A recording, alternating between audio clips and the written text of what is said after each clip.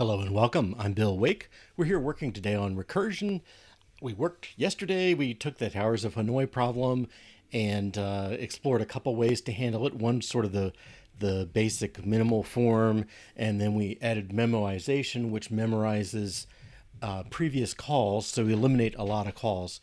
So if you had a million calls, you might have 150 or 200 memoized calls. So you've saved yourself potentially a lot of work. And then we spent some time on the user interface, and that didn't go so well. I'm trying to get something that keeps up with the algorithm and lets us visualize it. And I didn't quite get there. I did explore a little more after the class, and I have at least one idea on how to address that. But we'll save that one. And instead today, we're going to focus on eliminating recursion. So we have a recursive solution. We'd like to explore some ways to make it iterative. And I've got, more or less three approaches I've run across. And if you haven't been here before,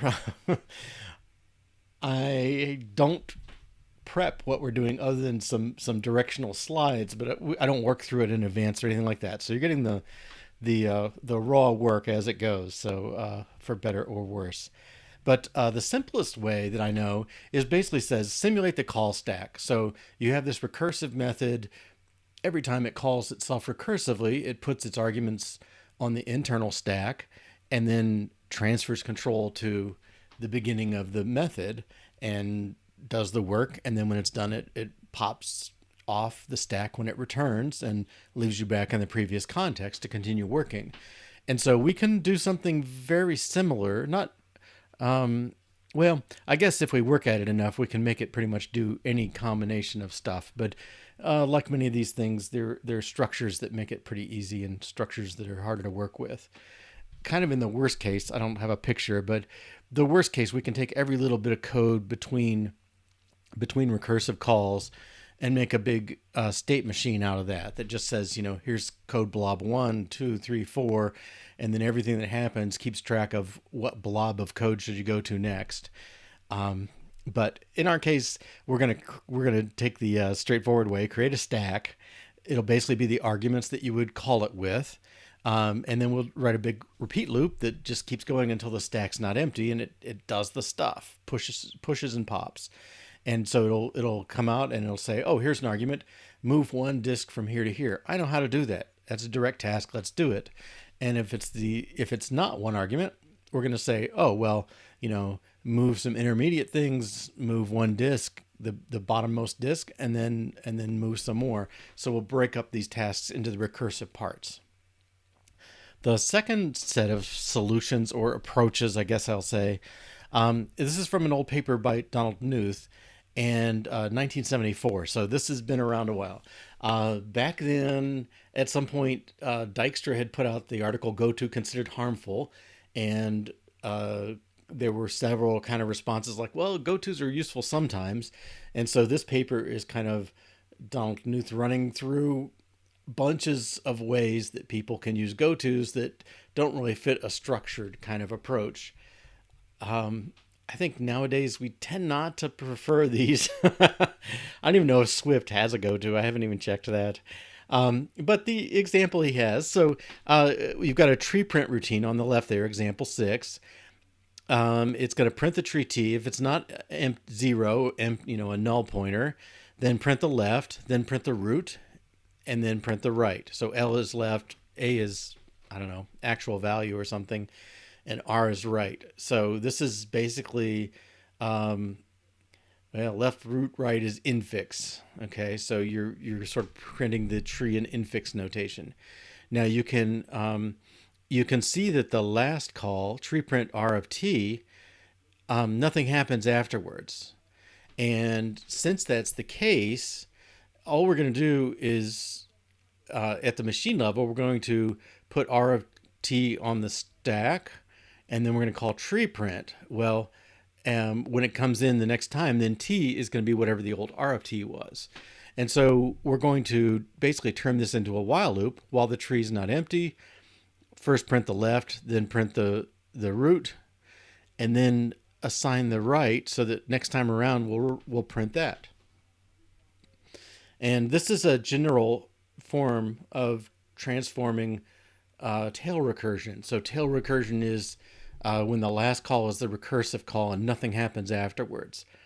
So if this, if the situation fits like this, you can do that transformation, and now you've only got one recursive call. So you've improved a little bit. Now, why would you want to do this transformation? Well, if procedure calls are moderately expensive, then you've cut out half your procedure calls potentially. That makes it nicer. Sometimes you can get a recursive solution converted into something that just kind of makes sense as an iterative solution. And then you might prefer that just from a sense point of view. Now, if you want to get rid of that last bit of recursion here from example 6b, then you get example 6c. And basically what you can see is there's a stack. It starts out empty, so begin the integer stack s is empty. And then we have the loop while t not equals 0. But, there's a little blob of code going on there. Then go to L1 inside the loop, jump from the middle of the loop to the top, which is sort of a continue, I guess you'd say. But then we have another L2, another point we can go to. And on the bottom there, you can see go to L2. So it's definitely an unstructured kind of approach. We're jumping into the middle of a loop, right? Because we're going back to L2. We're out of the loop. The repeat is the end of that loop. So we're jumping back in the middle of a loop that we already left, and then we're going to do some work and then zoop around to the top for while t not equals 0 again. Like, so yeah, it's unstructured. A little more notation there. He uses s less than or equal to t to mean push t on the stack, and then t less than or equal to s to mean pop t. You can still see the t equals r of t inside there right before the repeat line, basically setting up that right-hand side of the recursion. Okay, so that's one solution to this double recursion. All right. Then there's a later paper, Notes on Recursion Elimination from 1977, and he uses slightly different notation, so we'll have to kind of work our way through that. But the recursive form, you've got a procedure, and it takes the form if p of x, some condition, then do some work, then call s of some function of x, like left, and s of g of x, like right, and then do some more work potentially. Okay, so it's a more generalized solution because there's work happening after the second call. Now, there's no call in the middle between f and g, and we actually do have that, so I'm not sure this will work for us, but we'll see. Okay, so he in the paper he works through the situation where m of x is null. Okay, like Knuth's example with the tree print had nothing happening after the second tree print, and basically he's repeating Knuth's solution here, slightly. Yeah, I guess it's basically the same. Go to L1. The second case, repeat, go to L1 is really the end loop. He didn't use a loop notation. He used an if notation. And then at the end, jump in the middle of the loop if you need to. Ugh. Okay. But he does propose a more general solution that is, it's ready to deal with m of x and n of x both not being null. So basically you're building a stack. And here b gets x0 means push 0 on the stack, then push x on the stack. And xy gets b is the pop. Okay, so while b is not 0, then we're going to push the arguments on the stack basically. And we got the while condition there. We'll do the NX code pop A, pop B. So we have two stacks going on. Reassign. And then at the end, something analogous that while y greater than 0 is getting these right-hand sides, okay? Pop x and do m of x and repeat, okay? So it's kind of picking up all those right-hand sides. He also does a version of this with a goto. So if, I guess on the very far right, farthest right letter is L, go to L. He's jumping back to the top of the loop. And he talked about this as a sort of pure transformation. The first one's structured programming style with no gotos, and the second one has gotos.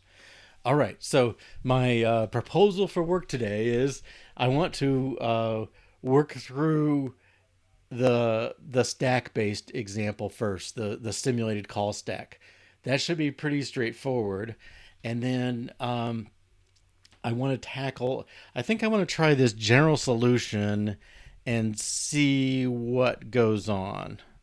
Um, the code is a little it's a little different, so it may not even fit. And I'll look a little silly if you're trying to use a solution that doesn't solve it. But when we see the p while px corresponds to the px on the if px on the left, um, we're doing the stuff before the stack.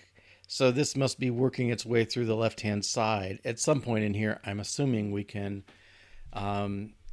process the line we want to. So we'll see if that's true or not. But first, the easy one. All right, let's see. So, where's my? Oh, I'm on desktop one. Sorry. Okay, let's get back to Xcode. And I'll just hide this for now. So we left off. We've got this memoized solution, but I think for the purposes of working today, I'm gonna go back to the more like the original solution, and we did some optimization even there. But this is the memoized version. And down here is not quite the original, but it's pretty close.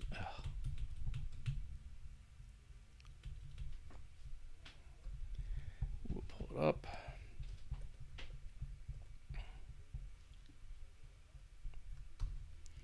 And there. Okay, so this one, move number of disks from to 2.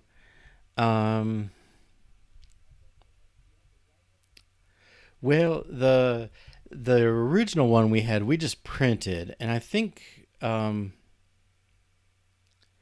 let's go back to that. I'm gonna move. I'll make a copy of this one.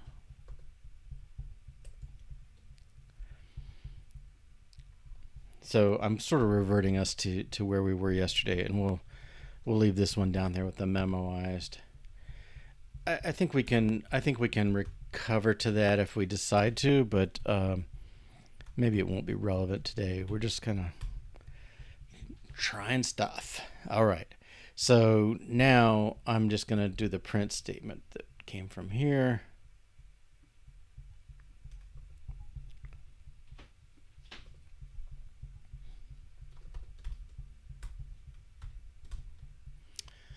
Okay, and I bet our tests are probably messed up now.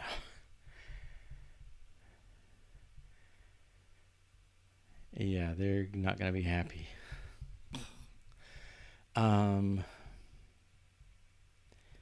Well, we'll just run.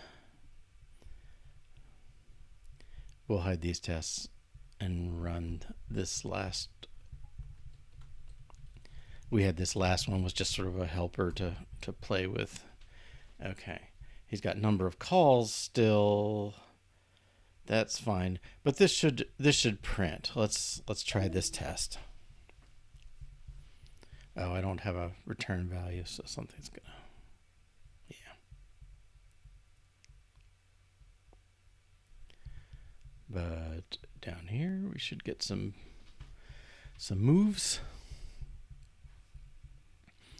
Okay, yeah. So there's our solution, a 5-disk solution, and basically you're moving the disk from 0 to 2, then a disk from 0 to 1, and then 2 to 1, 0 to 2. That's the way the solution is. You've only got 3 pegs. I guess. Let me pop this keynote back up, just in case you were just joining us. The setup is this. You've got these 3 towers, and on each tower you have some disks. You can't put big disks on top of little disks, and your goal is to move the whole stack from here to here one at a time. So you end up, like, let's just do blue. We can't drag two disks, so we have to move purple to the far right, blue to the middle, purple back to the first peg, then we can move blue, and then we can move purple again. So it's 0 to 1 to 2 to 1 to 2. That's what we're getting. All right. And so the solution is that kind of thing, and in the end, it does it. Now we haven't put the stack of actual things in, and if we were doing more visualization, I would like to see it moving things, or at least the numbers popping around here to there that show me what's going on. I hope we'll get there. I have theories, like I said. All right, but this is kind of where we were. So let's oh, come on, Xcode. All right. Whoa. What?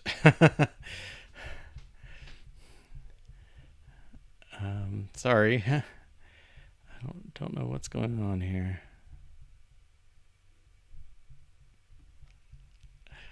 Okay.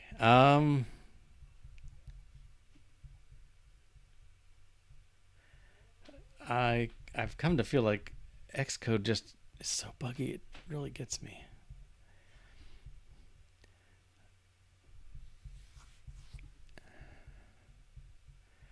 Okay, let me put it back on the window I choose. Like, why you would change, I don't know. All right, so we got tower. Okay.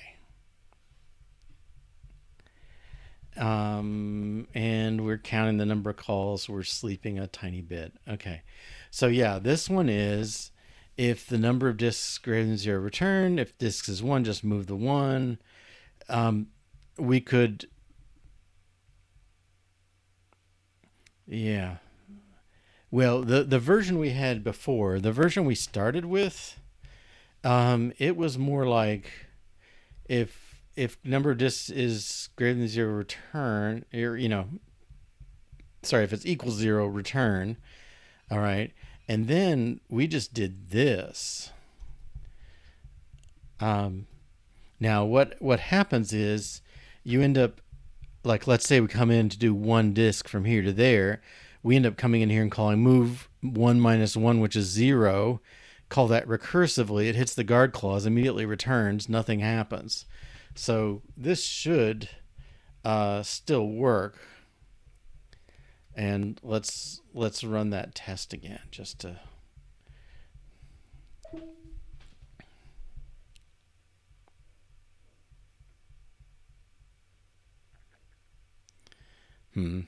Now, part of me is going like, our tests are kind of in limbo there. I mean, is that the exact same thing? It looks similar, but it's moving 2 1 1 1 2. I didn't keep track. I got 63 moves. That's a good sign. With the 0, like we're doing with this simplified version, it's 2 to the n plus 1 minus 1. So if we have 5, it's 2 to the 6th, which is 64 minus 1, 63. All right, I'm going to restore our test just so we have at least some confidence that things are going on.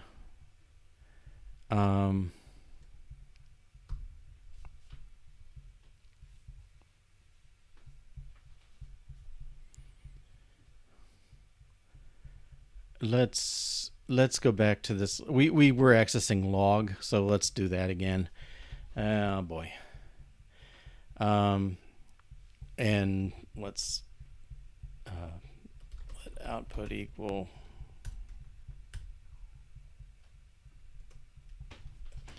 And we'll just add it to the log and print it just for our purposes. And we'll make these tests, look at the log. Okay, so they don't get the result here. And the reason I'm taking the strings out, it's a more complicated problem, and I don't want to get buried in complications when we do the transformation. So we'll do it this way.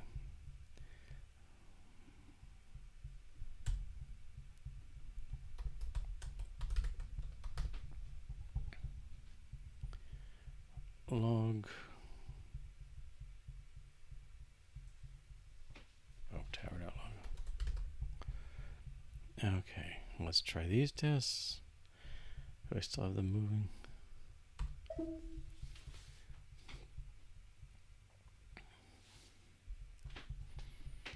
Let's see where that is. Oh, in our graphics. Okay.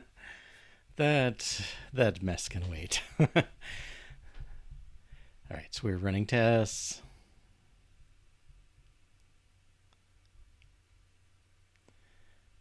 All right, they should all pass. All right. So at this point, oh.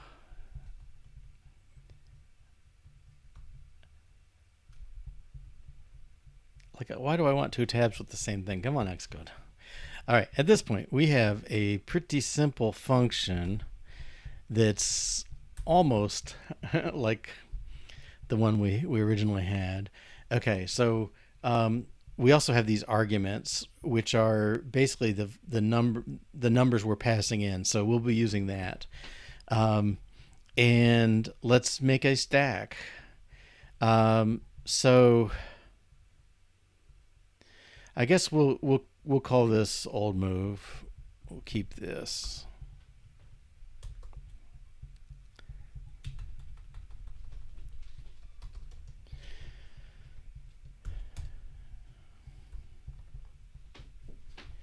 All right, and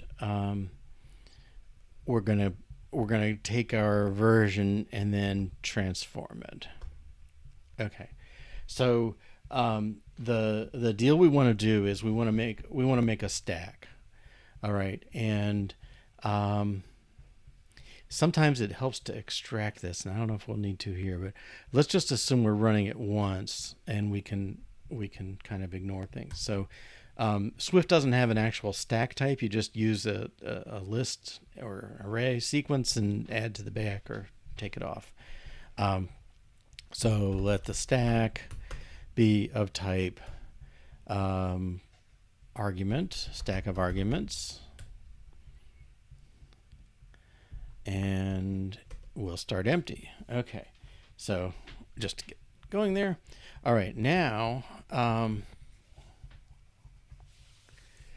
well, the starting point is we're going to push something on the stack. Well, what we're going to push, we're going to say append arguments number of disks, from is from, to is to.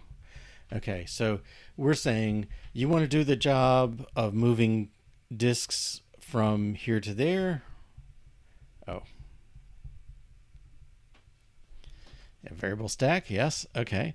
So we're going to append the next thing to do on the end of the stack or the top of the stack, and then execute. Okay. So the pattern of this is let's see.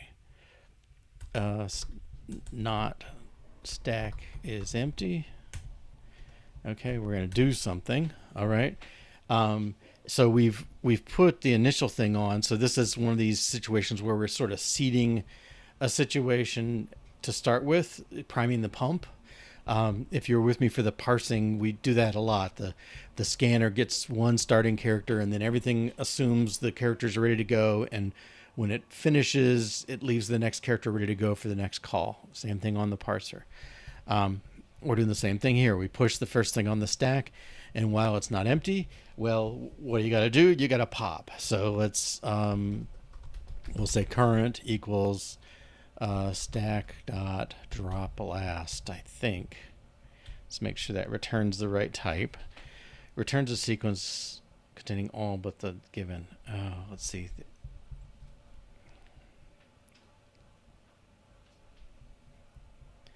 Well, let's do it this way. Let's take stack dot last, And we know it's there because the stack is not empty. So we'll do that.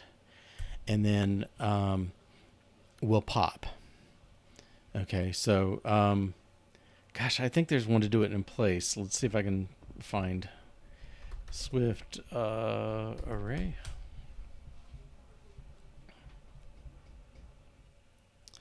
And I'll apologize again. I've got people working on the house today. They were mostly done, but apparently they've still got a little bit of hammering to do. It's not as obnoxious as yesterday, but I'm hoping the mic leaves a lot of that behind. Okay, so let's take a look at the array.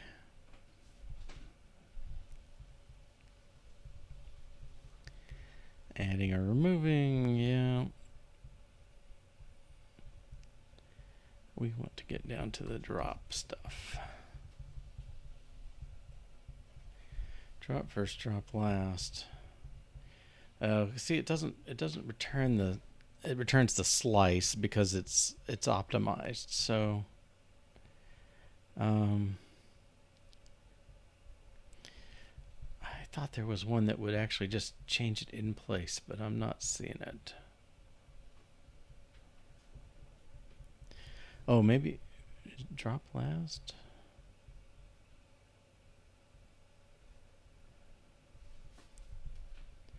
Remove last.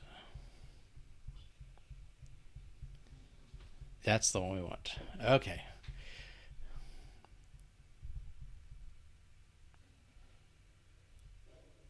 Returns the element and removes it from the array. Okay. My life is like this. Okay, so stack.remove last. Okay. So we've got the thing to do. Now, the possibilities are basically if the number of disks equals 1, then we're going to do something. Otherwise, we're going to do something else. So I guess I should have kept my earlier version, maybe was closer to this. And this, I don't know, it's just sort of easier. We could do 0. That would be the most similar to what we have, I guess, wouldn't it? So if it's 0, we're just going to continue. And because moving 0 disks is doing nothing. Okay, then we're going to break up the problem. Otherwise, we're going to break up the problem. So we won't need this. Okay, now we're gonna do these things, but the challenge is we're going to push these on the stack. Okay, so the thing is we want to make sure that we execute the first one first. So that means we have to push them in the backwards order. So the first thing we're going to push is this, and then the last thing is that. So we got to flip things around. All right, and now we're going to make this an arguments. The number, the from, the to, like we have. We'll do the same thing here. Number, from, and to. And then we want to push this. All right, which is just stack.append. Okay, so again, I'm in effect taking in my machine level code, this would be push number, push from, push to if I had a stack based kind of system, or put them in registers or wherever it keeps things, but we'd push them conceptually on the stack, and then jump to the top. Okay, so this one we're going to get things pushed on the stack, do the work, and then push more stuff on the stack. Let's see. Oh dear.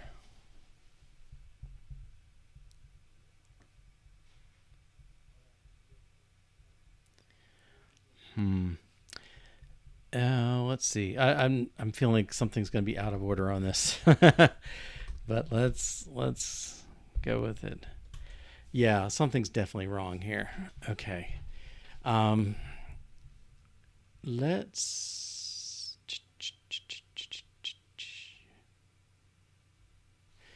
You know what I want to do?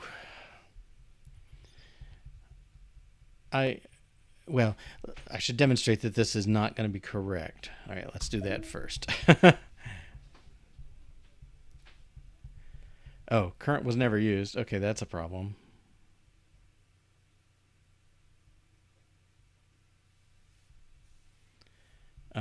Let's stop right there. Okay, this has to be current dot number.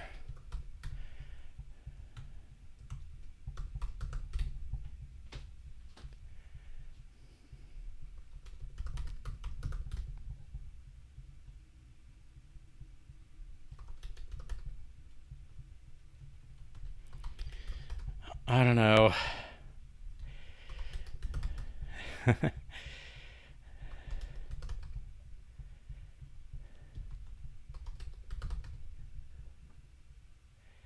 This seems very fraught, doesn't it?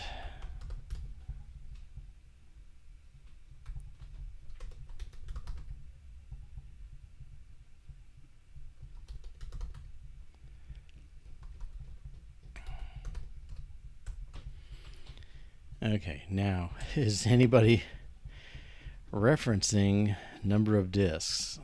Only the first, yeah, this first one should be the only one that is.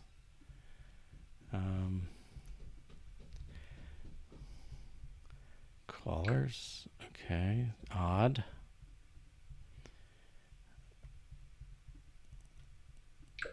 No, it doesn't work that way. Okay. Find symbol in workspace. I'm just really getting frustrated with Xcode lately.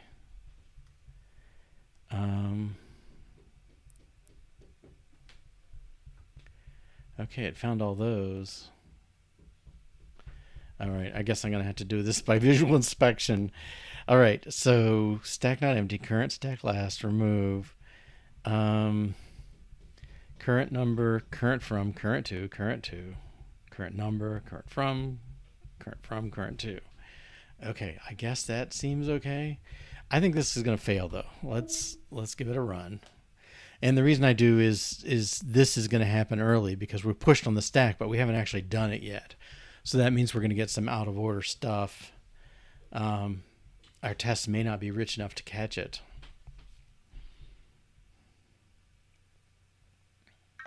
Okay, they are good. 2 disks. Yeah, the simplest cases can't. Okay, so we came back 0 to 2, 0 to 1 instead of 0 to 1, 0 to 2, right? Because the 0 to 2 is the middle one that should happen, and we should have done the first one beforehand. Okay, so I'm glad our test caught it, but what I want to do, I think what I want to do is this, and let's go back to this version. So if the current number is 1, then just move it. And then this one, we can turn this into the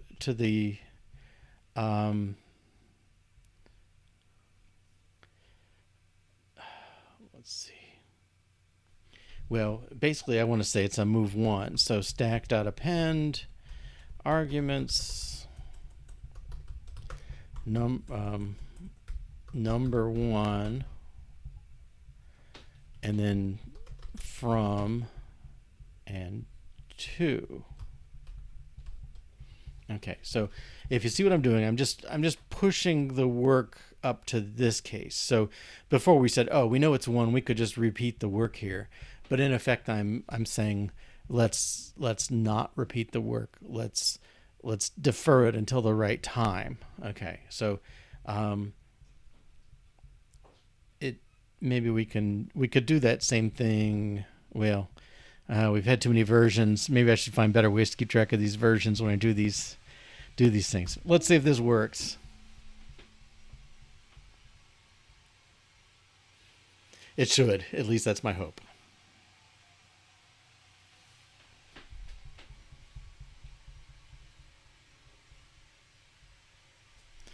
Now, I think old move is actually going to be a better one to work from for the other transformations. Uh-oh.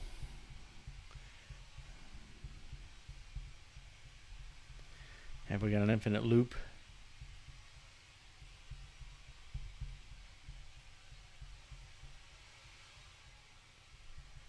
Oh, man.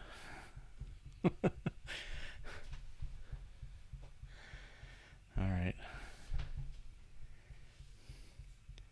Well, the stack's not empty.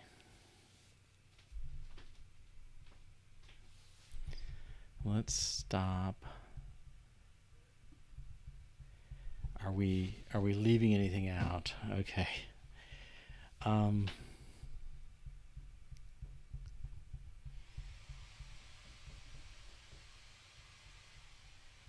think that's the last reported error. Let's run them one at a time and make sure we're growing the right way. Move 0 should fail. I think we don't handle that one. This approach. And it's like we're got an infinite loop. Is remove last in the wrong place?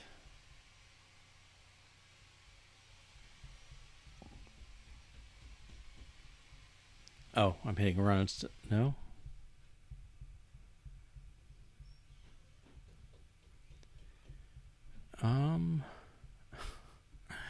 The downside of recursion, when you do it wrong, you end up with these infinite loops. And oddly, we got it on the stack version and not the manual versions. Okay, so stack not empty. Let's see what removed last does again. Removes and returns the last element.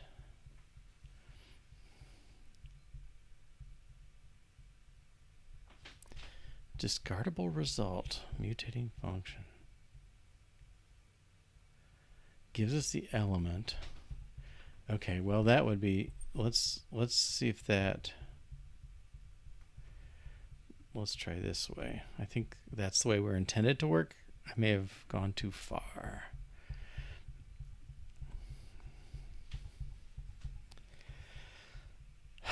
Okay, first test. That may blow up anyway. Yeah, it's not going to work anyway because of the 0. Okay.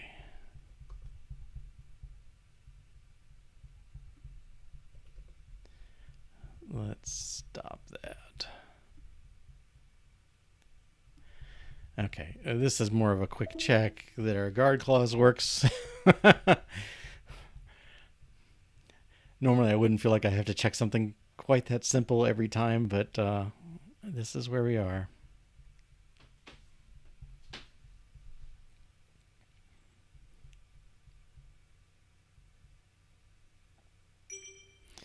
All right, something's progressing. Now this should push it on the stack, pop it off the stack, handle it, and then the stack should be empty.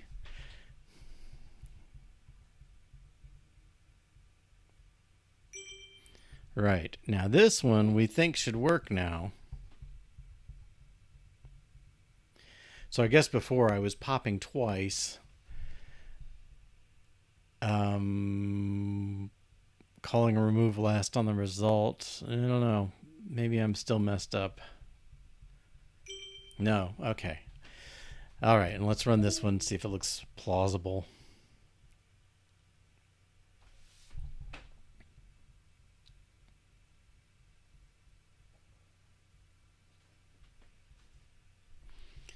At least we'll check for the 63. Okay, and then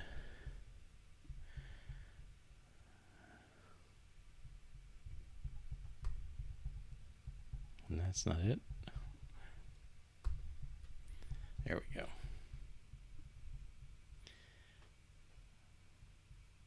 Oh, number calls 0. We don't count them the same way.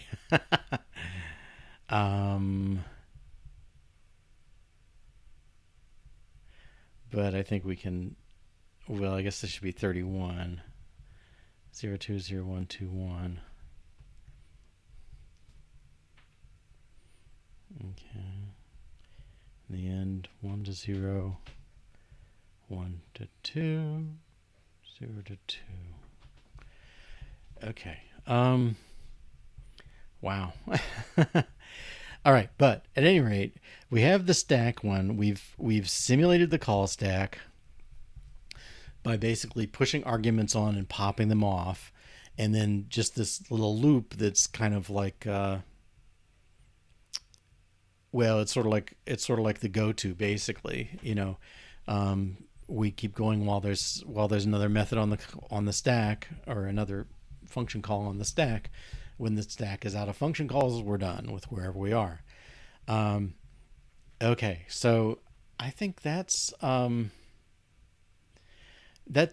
much the way that stack one's going to go. So the big takeaway there is we had to get straight on how to make a stack work. And if we were doing more with stacks, I'd probably define a separate type just to kind of be push and pop and be clear, to make it clear to the code what's going on. But we've done the cheap stack for this. Let's set this aside. Okay, so this is the stack version, and we'll take that for that, and then we're going to go back to this version.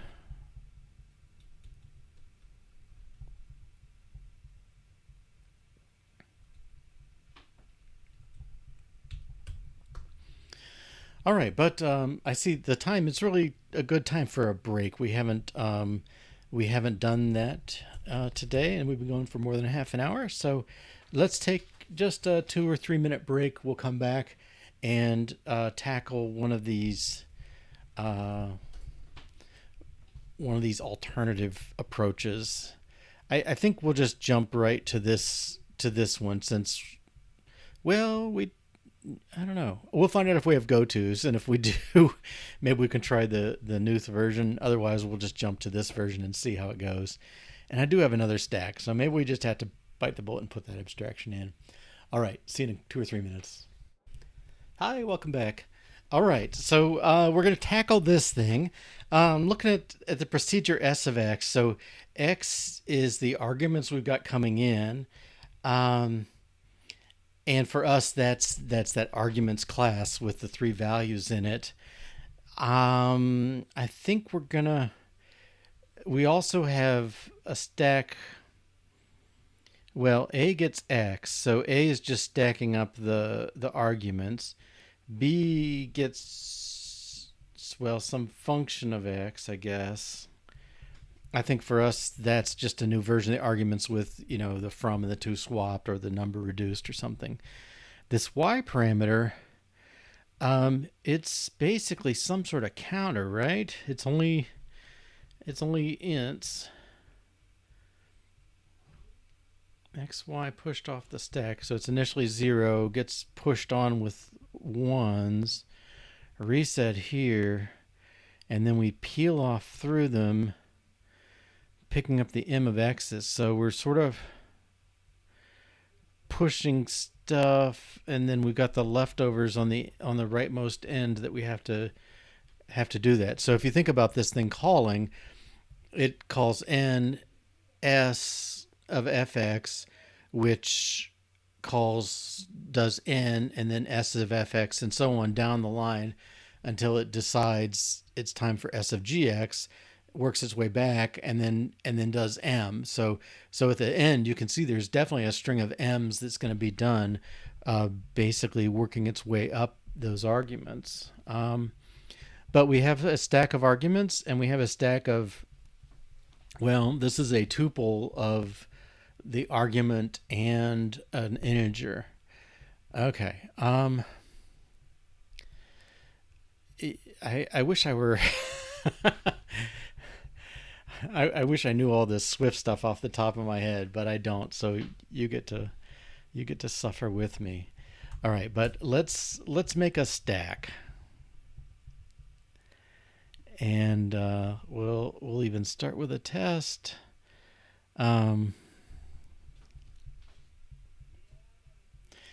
I've got this package John Reed gives out that defaults some tests, so we'll take care of that.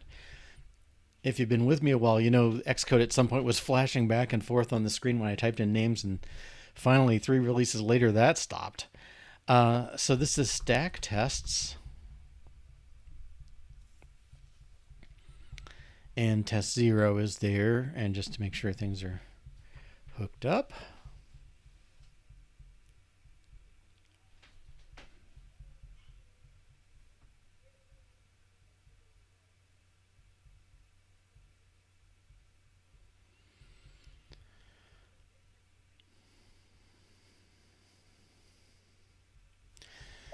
Okay, and then what we want to check, we want to check clearly.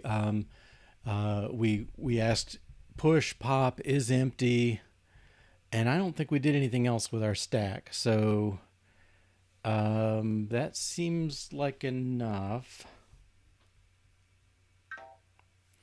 All right.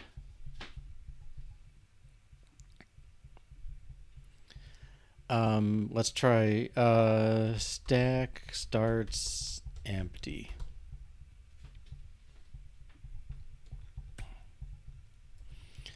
And we'll let stack equal.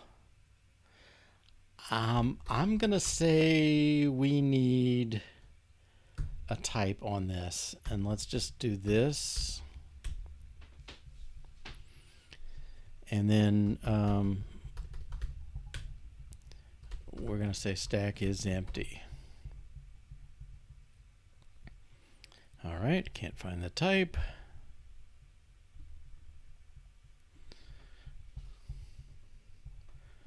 This is just the regular one. Call it stack. Okay, class stack. And I think I do it here. All right, so the declaration is let, well, we have a function is empty.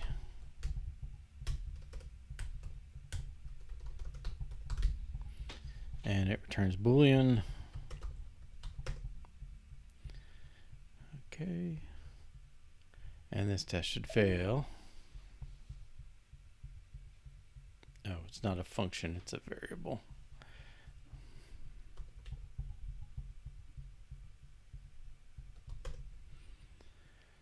Okay.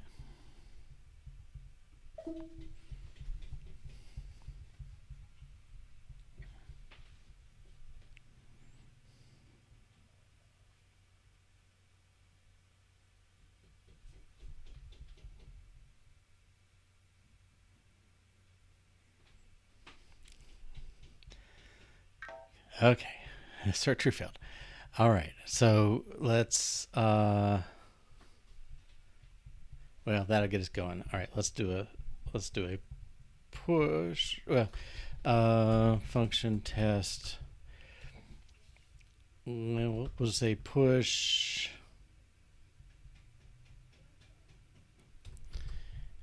adds value to,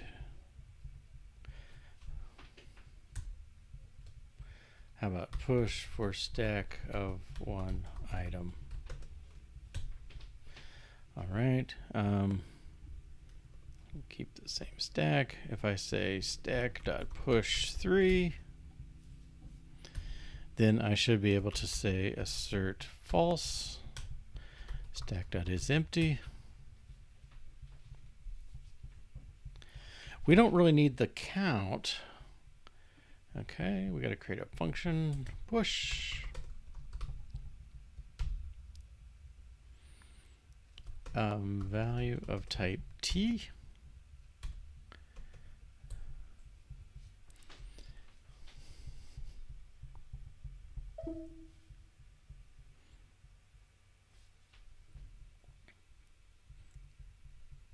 Oh, did I not make our thing? Didn't run should run the whole test suite. Or at least this class. Yeah. Whoops, stack.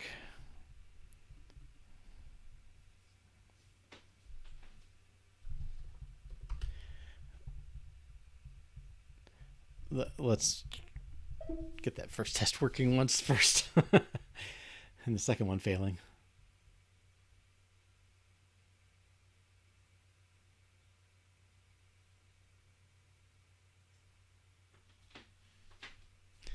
Not quite the way we planned to do this, but okay, that's more like it.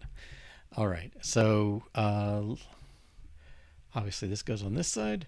We're going to create a variable that is the, I'll just call it the stack. Its type is array of t, and I'm hoping we can say this starts empty. Okay, and then we know we just have to do stack.append value. And this is going to return stack.isEmpty.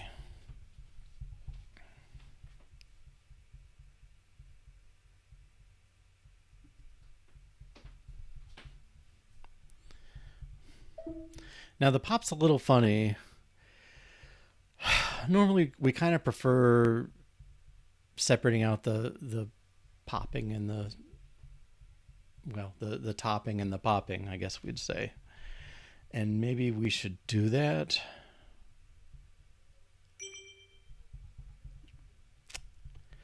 Let's extend this test. Well, no, that's okay. That's fine. So I think this is a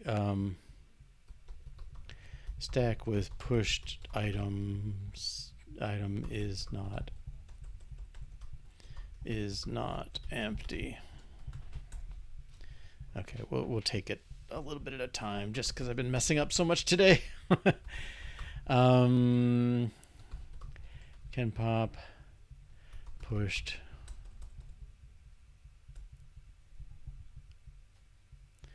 Well, do we want pop to do the whole job, or do we want to split the remove?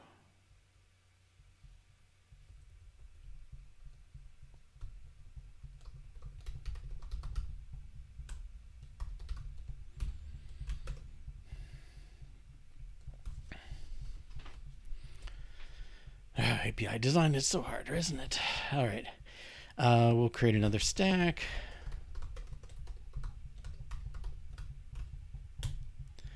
And we'll push 3. I guess push 4. Push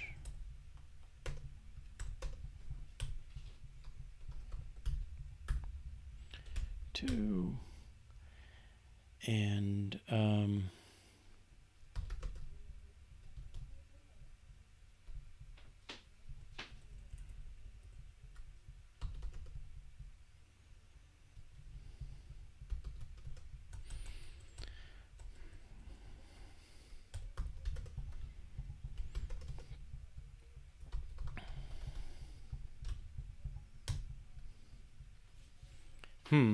yeah, I just don't like. Well, let's get them one at a time and then look at it. Pop1 equals stack.pop.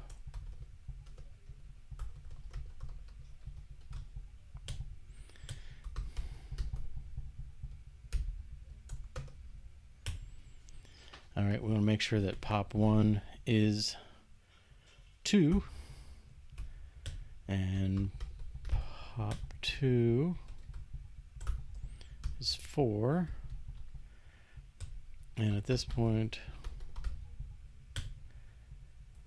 stack is empty. Okay. Stack has no member pop.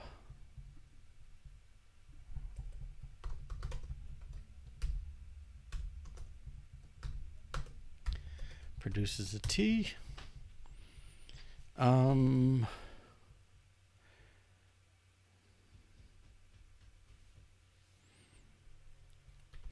Well, let's return stack.first and not do any removal.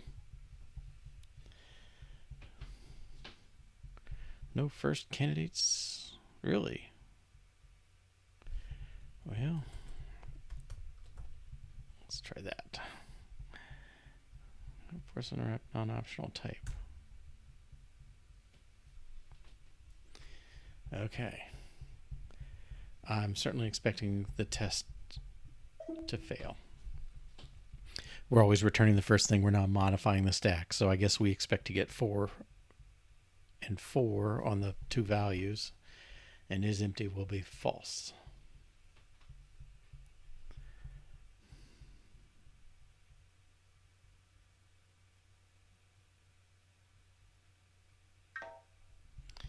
Yep. Okay. Right, and what was that thing removed last?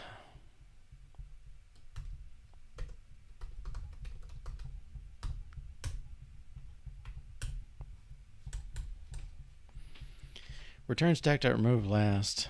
Okay. We'll run these again.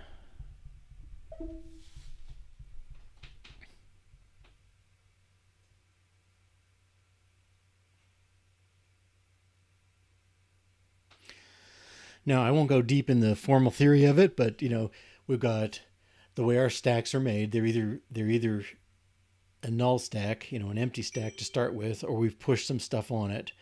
If we pop, we get back to something that's either a nil stack or stuff on it. All right. I'm not going to worry about the cases where we pop an empty stack and stuff like that. They are errors, but they will be managed. If we pop remove last on an empty array, it's gonna complain, I'm sure. We're not supposed to do it anyway, so okay. Let's run all tests.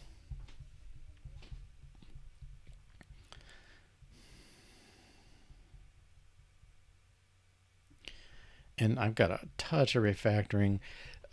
Swift style is if you've only got a simple expression to return, you don't have to use the word return there.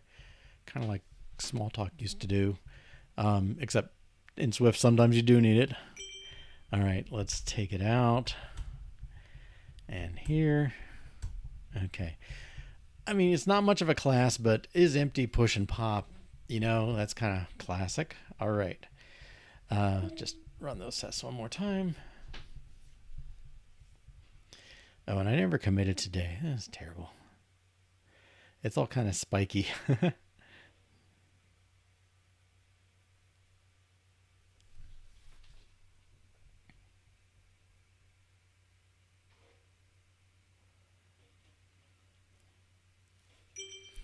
All right, so what have we done? We simulate a call stack, and we added a stack class in the wrong order. All right, now I think we're ready to tackle this. Okay, let's take this stuff out. And that's okay. Where's my keynote? See if I can put this on the next window. Maybe I can do it with the left.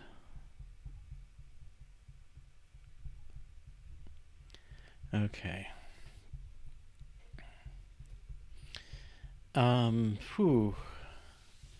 Well, I guess what I'm thinking is we'll just copy this code in and see what happens.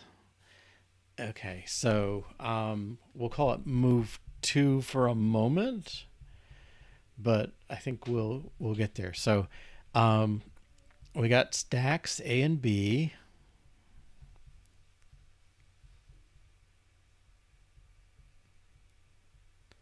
Well, B, we don't really need to count it. I think the is empty will suffice for that.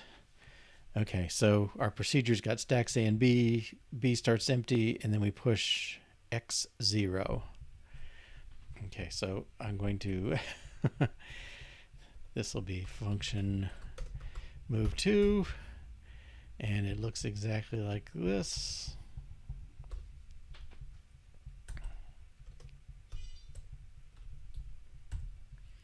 All right, we're creating stacks. Well, I guess I'll use their words, and then am I going to get balled up? A, B, they look pretty much okay.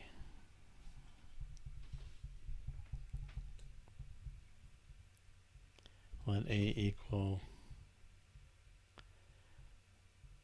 stack of arguments. B equals stack of arguments and a counter.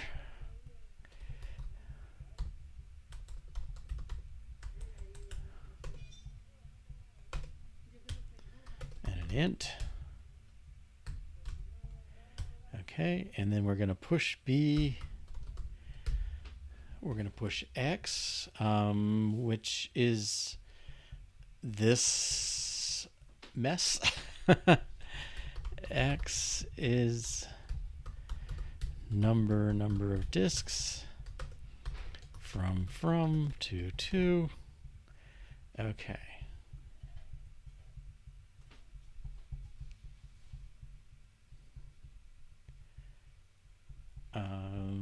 0.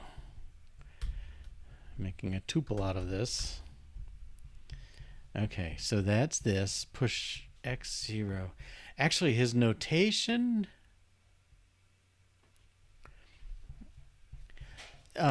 his notation is really, this is to be interpreted as B gets push 0, then push X. He just maintains it on one stack. I think what we're doing is going to be better because we don't have the same domain for X and Y, so we can't treat it as one stack.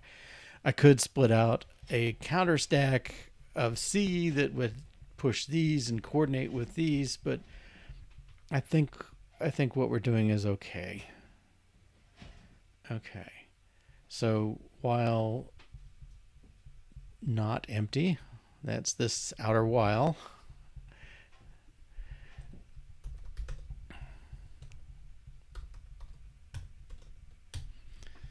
Okay.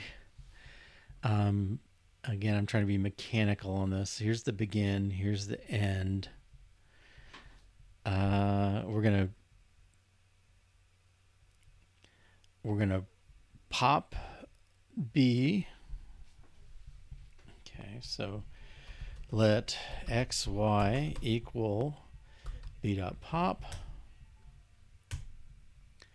And then there's an end, and then we have a while to here and a while there. Okay, so we say while px, whatever that means. We're just trying to get the template at this point. And then while y greater than 0,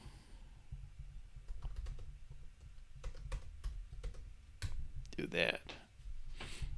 Okay, so the px, that's we have to find our structure and plug that in, but we're gonna do this the normal way first here. Okay, so now we're gonna do n of x, a gets pop x, and b gets g of x y plus 1. Oh, sorry, a pushes x, and b pushes gx y plus 1. Can I... I'm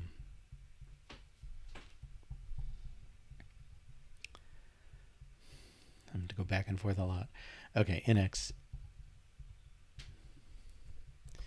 n of x, a dot push x, b dot push gx y plus 1, gx y plus 1. Then x equals f of x, y equals 0.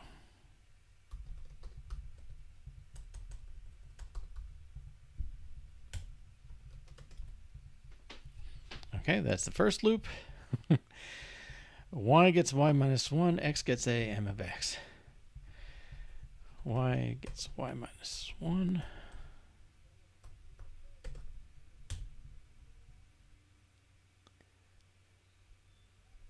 Sorry, I lost it already. X gets a dot pop.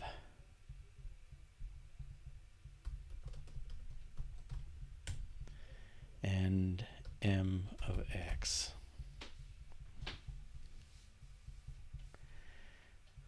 Y equals y minus 1.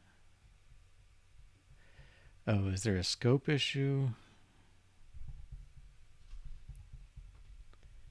No. Oh, var.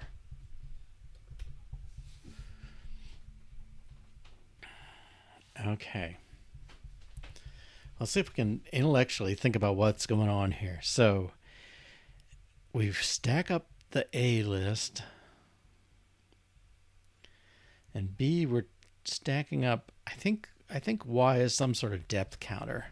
I'm going to keep their terms for now, just because like we have to compare and make sense of it. But I think we're somehow counting the depth of how far to pop out and do these A's. Okay, so these A's are the deferred calls to m of x. So we would call n, and you gotta love their notations, right? N is the first one, m is the second one. Okay. I'm like, okay. But we have to call m after we call g of x. Okay, so we're going to handle g of x. This loop is like that tail recursion loop, okay? But we're pushing work we're going to have to do later. When we get back here to the m of x's, we're going to wish we had that original context, I guess. Okay. All right, let's keep a reference copy of this. And that seems wise. And then we're going to try and plug in our stuff. Okay. Here we go. Yeah. Okay. So in our code, all right, we got this P, right? So this is if P of X, then do some stuff.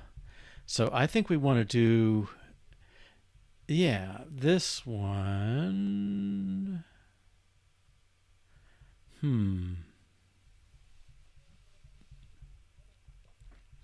Well, this is P of X is number of disks greater than 0. All right, so we've got x dot number is greater than 0.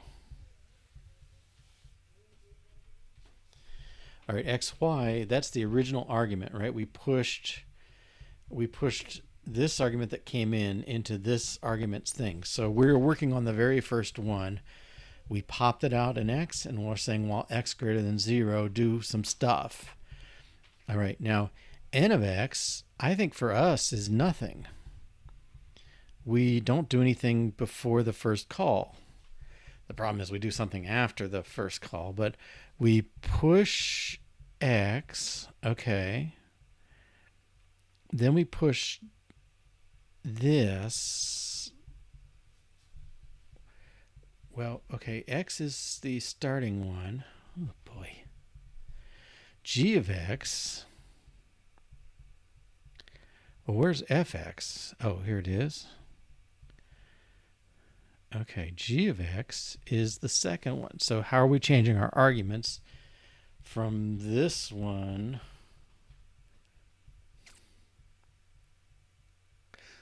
Oh, so a dot push x, at the moment we're saying we've got our original context, I guess. I don't know. We'll see if this holds together.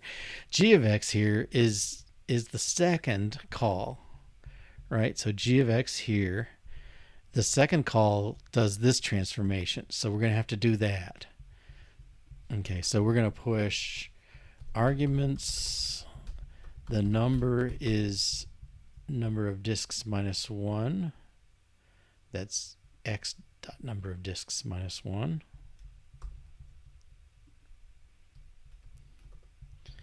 X dot number of disks minus 1. The from is this mess with x's on those.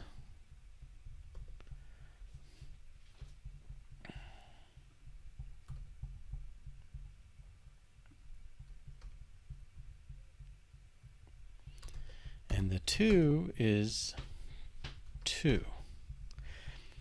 So that's the function of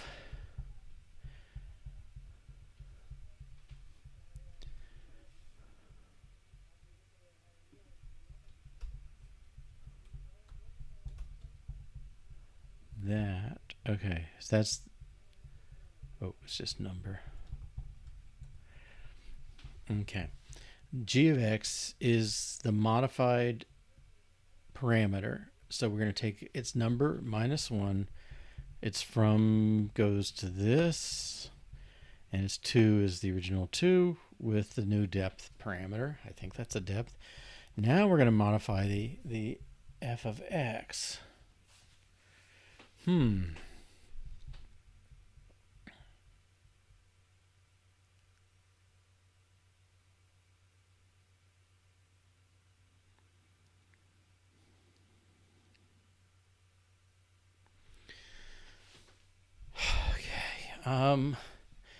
F is this one. All right, so this is another arguments. Number of disks minus 1.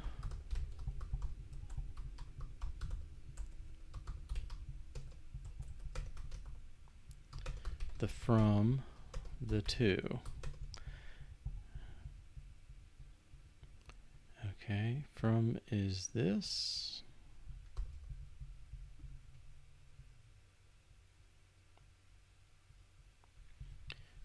Oh, sorry. From is from.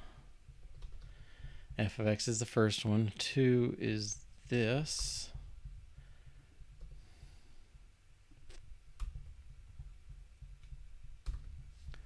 X dot 2. Okay. Y is 0. So we're apparently just doing that.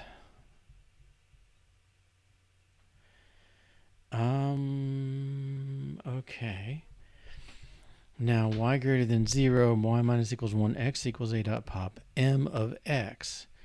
Well, m of x is whatever happens after, and we don't have anything. Okay. Now what I notice here is nobody's calling move 1, all right? And I don't know if...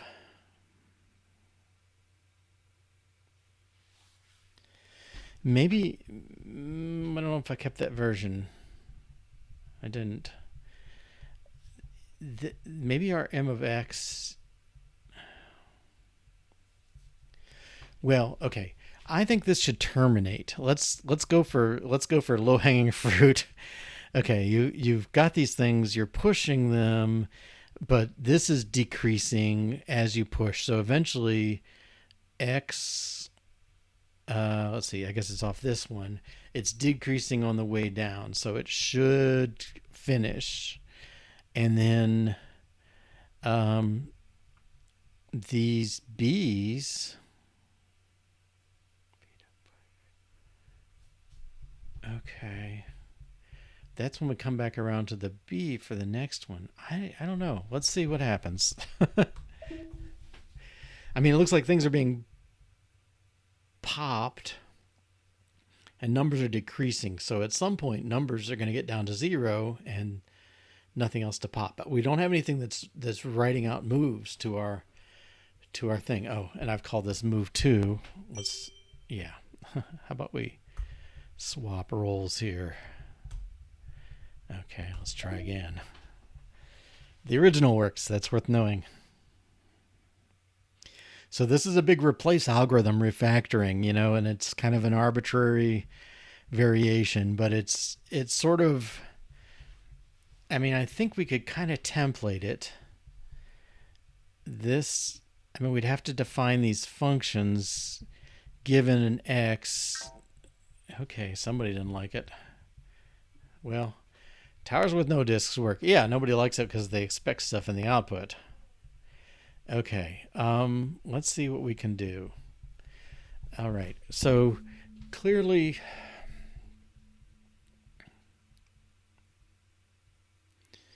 we're pushing, like where's the work?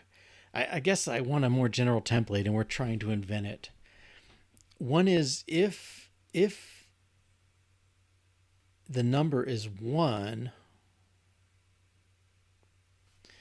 I mean, that's what I wonder is if I can do that here. If x.number is 1, then we're going to do our original move 1. X.from x.to. And if it is 1, is there a point to pushing x and all this stuff? If x is 1, we push x, and then we'll go in and come up with number -1, 0, and then this will exit out. Okay, I feel like maybe n of x is this. Let's try it, but I may have to do this all as an else.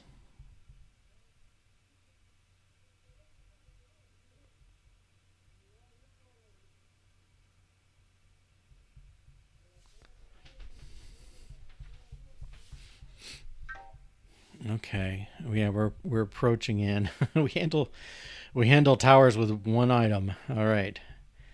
What came back? 0 to 1, 1 to 2, but we didn't get 0 to 2. Okay.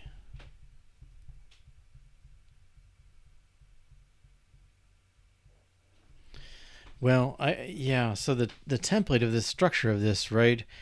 It doesn't fit. We want to do something in here.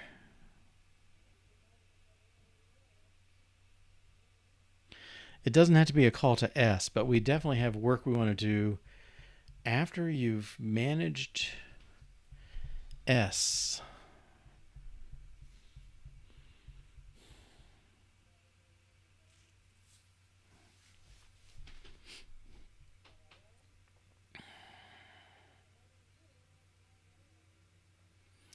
And we don't have a structure that lets us get all the way around it either. Oh boy.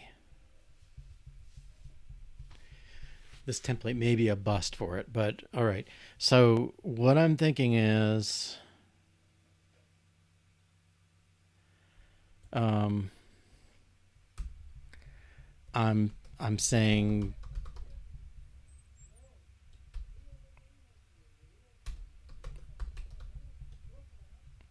these don't even matter. I'm just going to say from and to. Even this, we're just playing, right? So I'm saying if you did manage to move one thing, you definitely should not do more on your next loop around. And so I'm saying this maybe should be an else.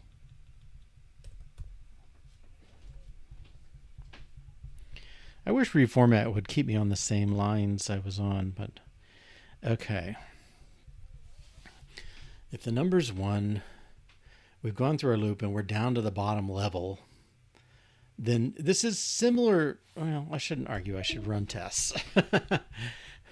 I think it's similar to what we did before with the 1 versus the 2 pushes. But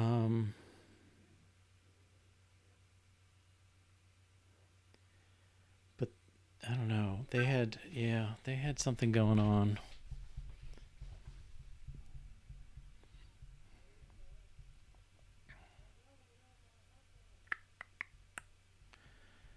And I assume that's the same one. It's 2, 0 to 1, 1 to 2 is no. Well, let's see what's going on down here. We've deferred this work.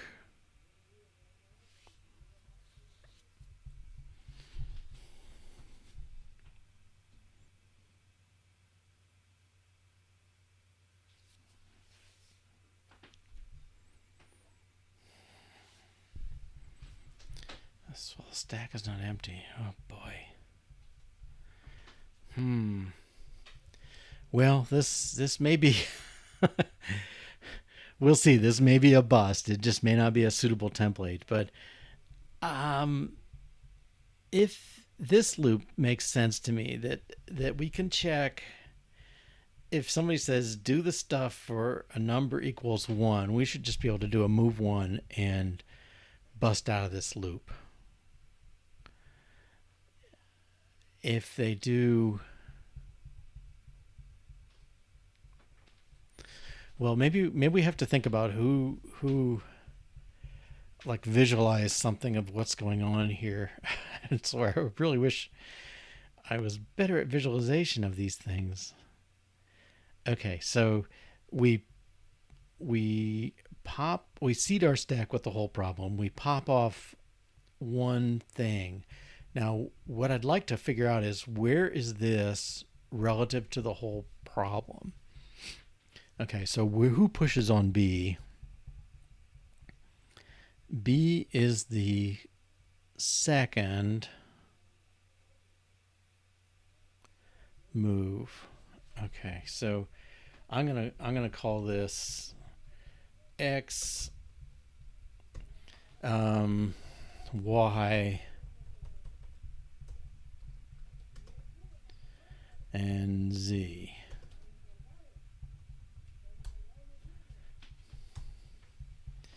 Okay, so this is Z, and this is X. Okay, Z is from 3 minus, yep. X from X2, and X is from and minus. Okay. So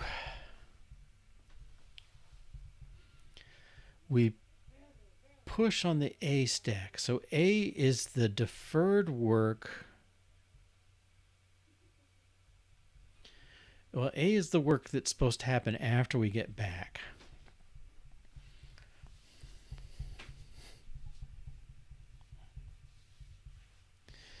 Now, what's confusing to me, I don't understand why we even need this Y counter, because it seems like the number of things pushed on the A stack is going to be equal to the number of things, the number here, right? If we push on A, we're going to tell B there's a 1 member.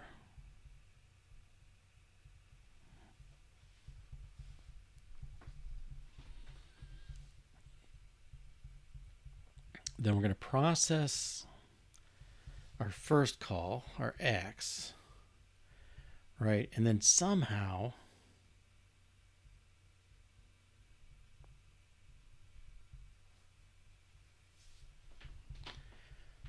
maybe I just don't have a good problem for this.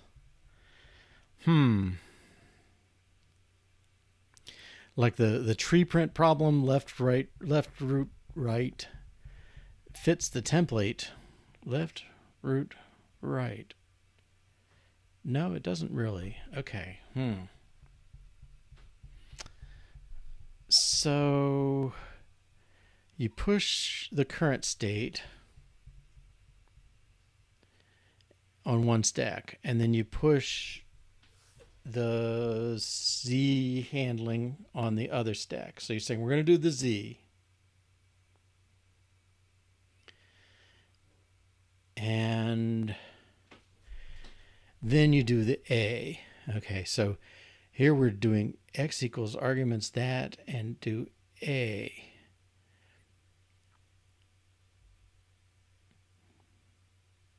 And if we keep going down recursively, right, then we're running doing A. Sorry, X. Okay. And then we pop up 1X, do something, and then go to the corresponding B.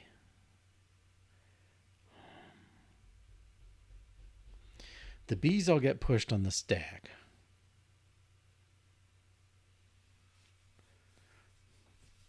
Then when we come out of the A's,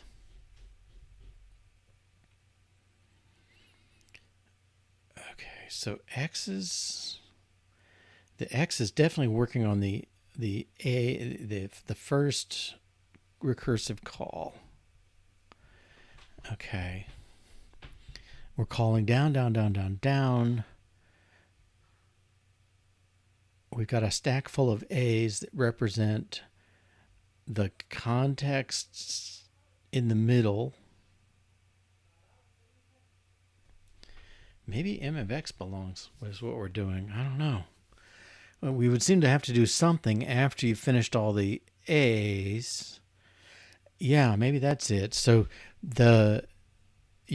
you push your way down the A's, which is the X's, and we're working our way down until we hit the bottom, at some meaning of bottom, and then we need to come out and do these middle pieces one at a time.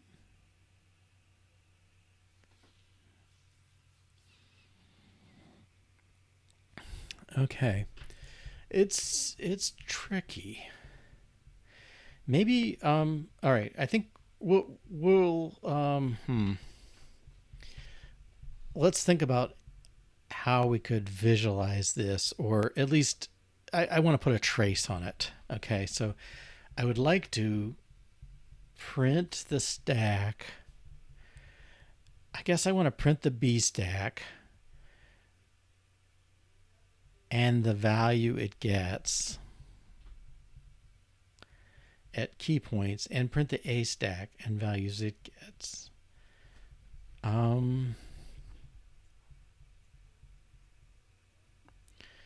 Let me take this out for a moment.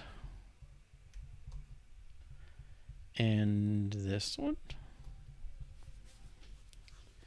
That's where we were before we tried to put the 1 in there. But I think the 1 does not happen first, right? So that's clearly wrong. Well, the A has to happen. Well, if it's a 1, it doesn't matter. X number is greater than 0. All right. I'm gonna.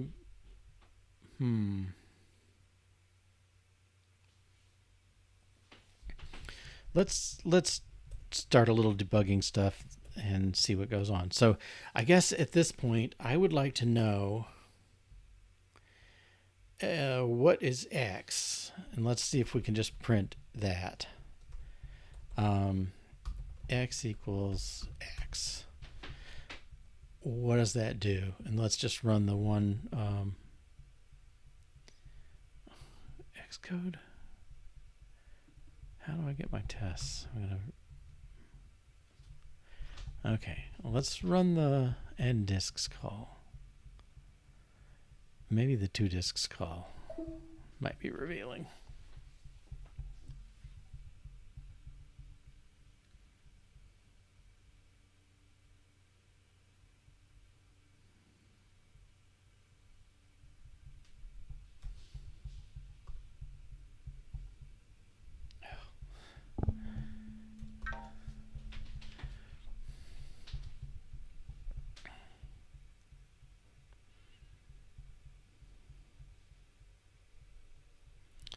Zero, from 0 to 2.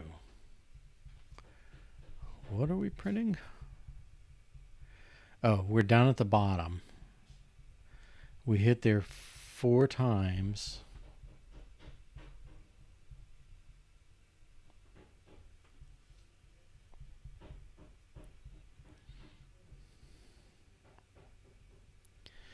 That makes me think, well, if I did this,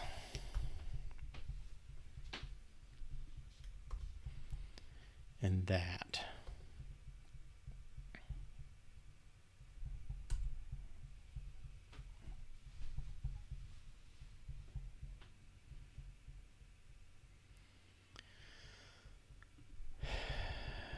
and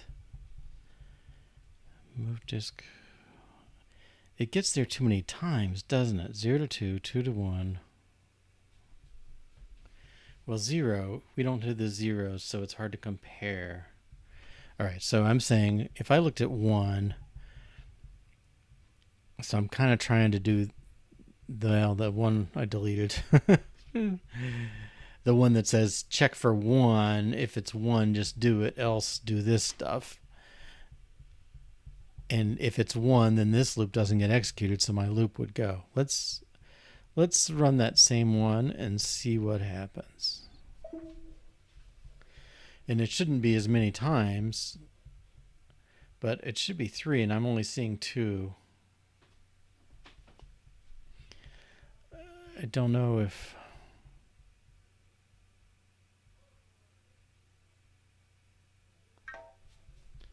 Okay.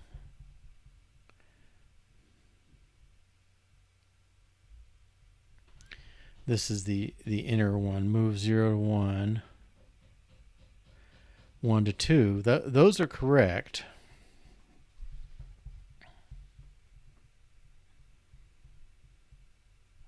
Zero to 1. Well, that's the ending, but the 0 to 2 is not showing up. Move from 0 to 1. Okay, 0 to 1 is the first move. That's the one that says I've got I've got 2. So the small one goes to the intermediate peg. And then I should move the big one to the final peg and move the small one from the intermediate to the final. That is not what's happening. We're leaving out the middle move. So after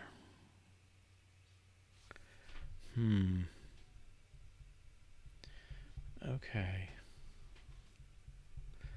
I'm almost thinking something's got to go on here too.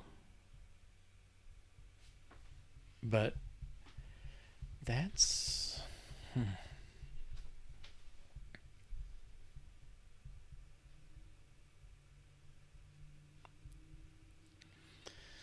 All right.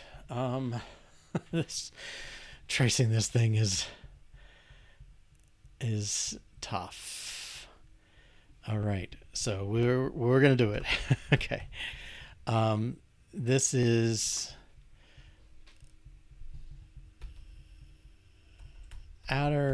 top of outer loop. Outer loop just popped X and Y.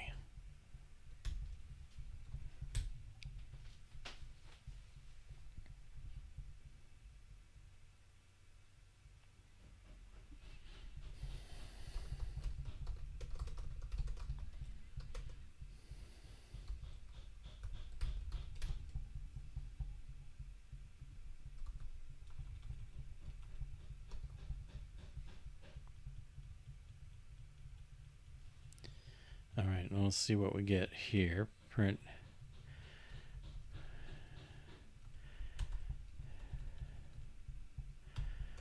between inner loops.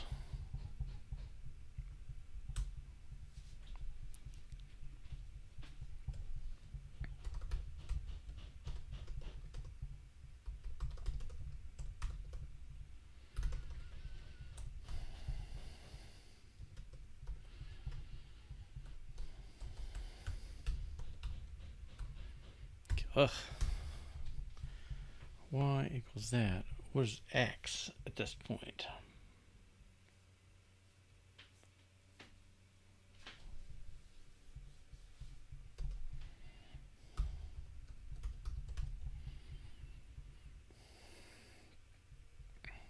Okay.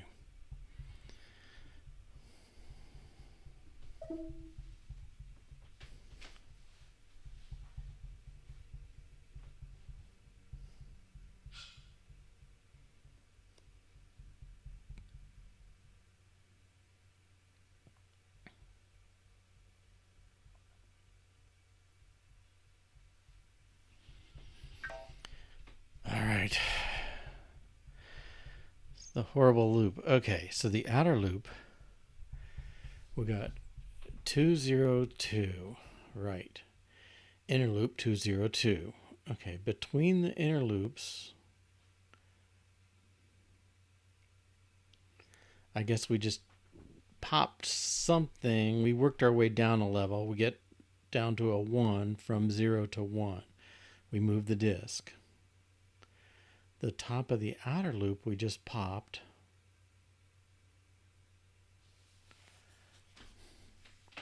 Now we're on the second loop.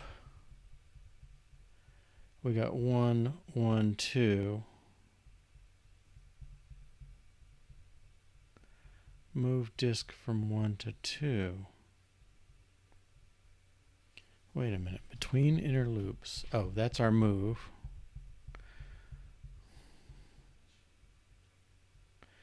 Zero to 1. 0 to 1 to 2. Oh, boy. All right. Sorry, just anticipating the next 45 minutes of staring at a bunch of printouts like this. Okay. So the 0 to 1 is correct. The 1 to 2 is happening too early. Top of outer loop just popped. 1 blah blah blah.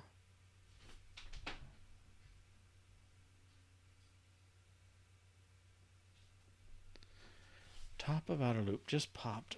1 that.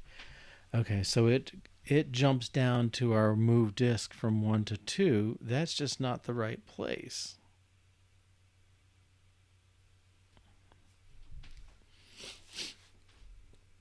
And what's that inner loop? Inner loop, why is it's popping 1, number 1 from 1 to 2?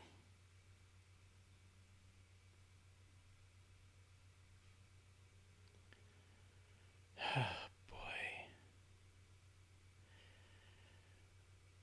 So, Okay. I think let's take a break, couple minutes break, maybe 3 minutes. Do what you can to solve it in those 3 minutes. I'll do the same. What I'm thinking is there must be some work. We must need to do something down here, but I'm not clear. I guess I still got to understand why we're getting down here. I mean, this is the stack of A stuff. So this is the original work. And we're apparently doing it. Maybe that's the place that's got to do this stuff. I'm almost thinking that. The M of X is maybe our ones, because we've this side we do our recursion going down the left side, except along the way we're stacking up B, saying, you know, we've got to pop out of here and deal with B someday based on the pushing we did. Do we y equals 0?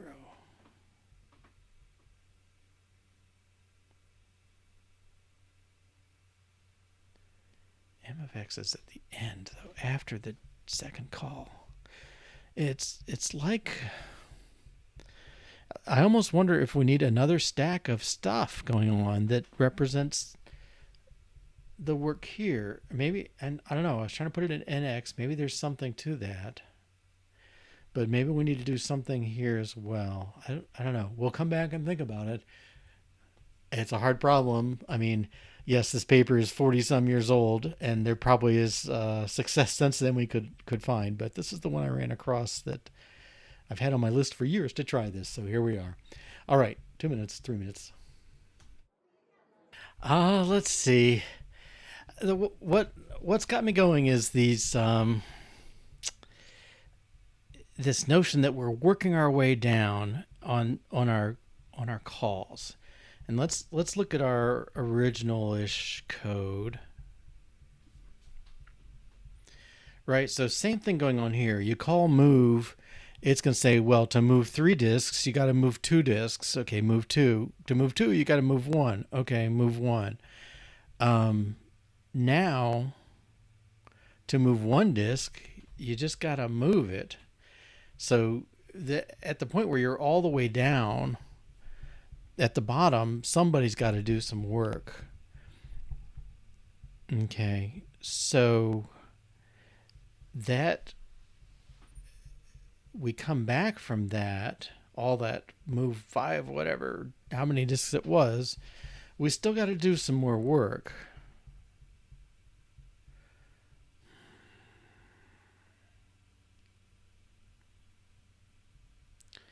And then we do that, the main disk, the biggest disk we're trying to move, and then we go down the right-hand side. And each right-hand side generates more lefts, a middle, and more rights until we get to the bottom. Now the code. Okay, so this loop NX, then NX. This is where I was hoping that the NX would correspond to the case of 1, but the B's,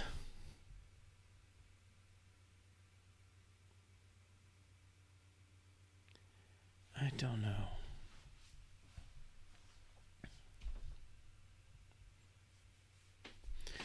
I mean, one thing we could do would be tackle a totally different problem, right? The walk through a tree and give me the left, the right, and the middle. Okay, that fits this form. N is nothing, S is left, S is right, and then M is the middle node. So either prefix or postfix for trees fits his form with one or the other blank, NX or MX. Infix, the tree print that we saw here, is there something we can get out of this that's similar? See, he's got his print A of T. That's this T pop thing. And going down the right side, which was, no, he's if non-empty S, go to L2. Down here,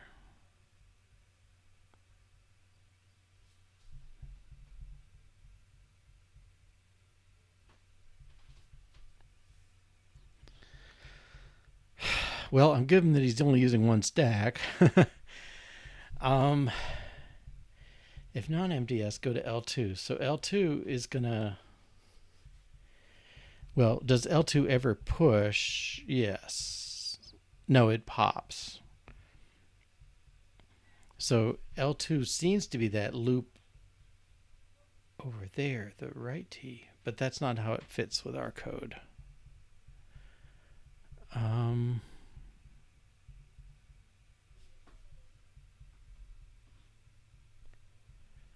Let's see. So this one, he pushes the arguments for A. So A is the, let's see who's pushing and popping in here. So A at this point always gets the initial value. I mean, if we're simulating jumping in on in and in, it gets the initial call arguments and it pushes it because you need to process those arguments later. First, we're going to get ourselves all the way down, and then we're going to process the arguments. Then we push the B side,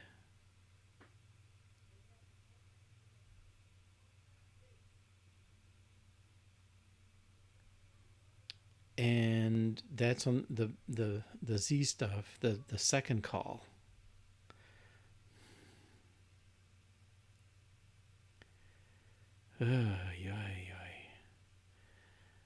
Okay, so we're pushing the B side. And at the end of this stack, we've worked our way down to the bottom of the A's. The current depth, this depth is 0 at the end. So when we exit this loop, this depth is 0. How does this depth ever become greater than 0? Right? The only way is if we popped it, and this is already too late to execute this. So when we pop, maybe that's what's one thing. If there's more work to do on the X side, on the left side, we're going to work our way down. But when we finish working our way down, we never execute this loop. The only way it gets executed is if we come back in, we're going to process the B's, and we pop one off and we say, oh, Y is greater than 0. So you've returned from a B. You better do some work. Now, that's only if X is 1. Meaning we got to the bottom of this. Okay, so maybe my stuff.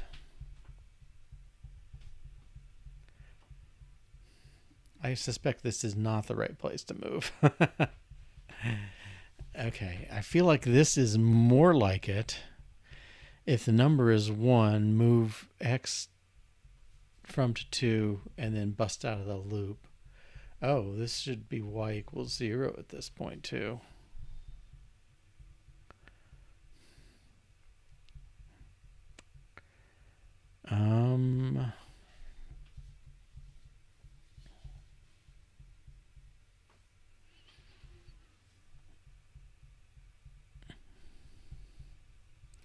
Let's go back to that and see if that's more helpful.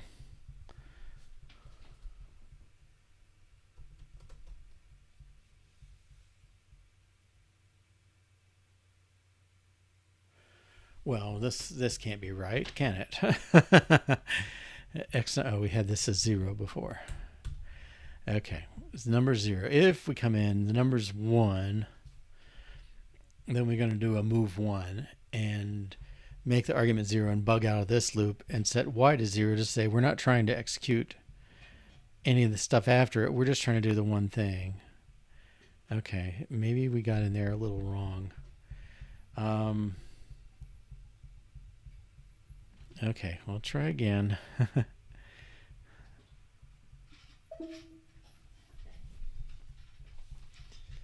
Well, that was fast.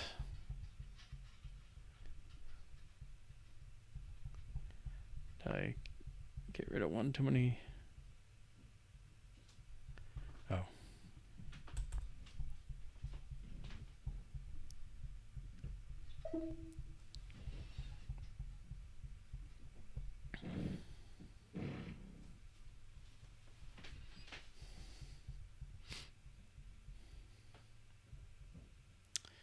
And I bet I could do some printing work that would make things a little easier to read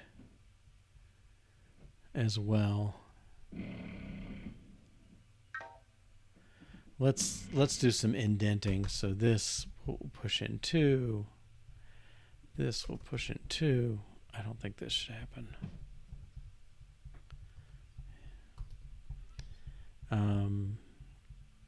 This push in 2. Let's see if that helps.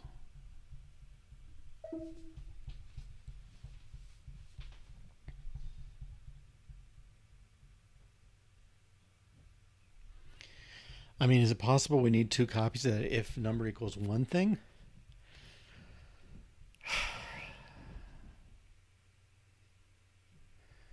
They should happen before the B processes. That's the weird thing. Okay. Let's see if my indentation helped any. Oh, that messes it up. But okay, outer loop, we just popped 202. That's what we want to expect. Inner loop, we did move 2 from 0 to 2. Then we come back in, move 1 from 0 to 1. And then we do it. Move disk from 0 to 1. All right, now we're between the inner loops. 0, -1, -1, we don't care. The top of the outer loop, we never go in the second inner loop. We're back in the top of the outer loop with 1 from 1 to 2.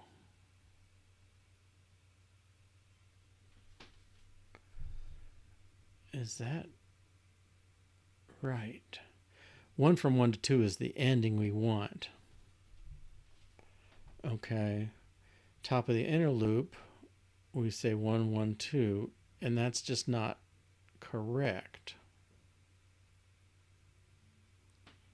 It's premature, basically. Then we're the inner loops with 0 from -1 to -1, yeah, okay. And we never go into that second loop. Okay. Let's see.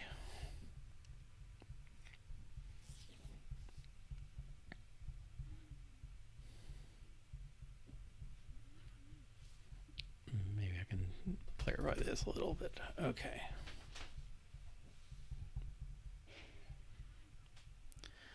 Like who's going to get us to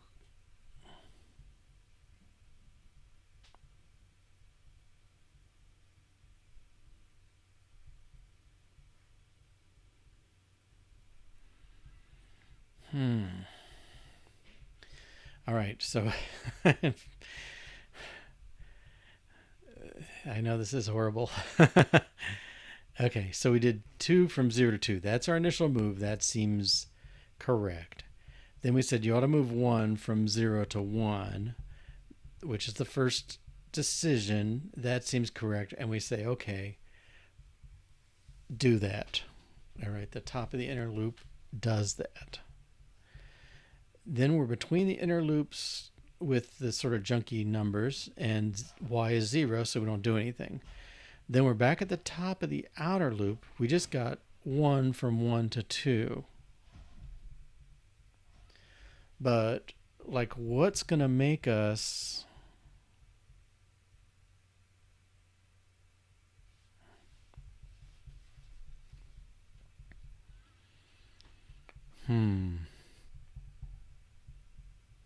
Like, what's going to get us 0 to 2? Nobody has these arguments 0 to 2 except that first one. Outer loop popped 1 from 1 to 2. I mean, that's definitely the second move.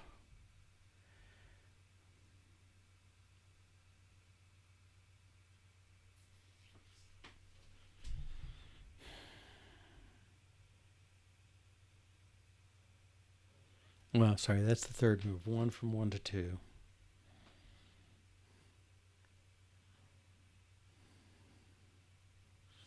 I mean, once...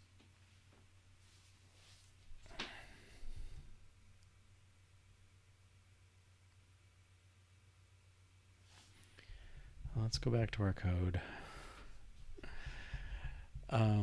Somebody's got to be a move from to 2. Move 1 from 2 at the 1 level. It's got to happen after the A stack.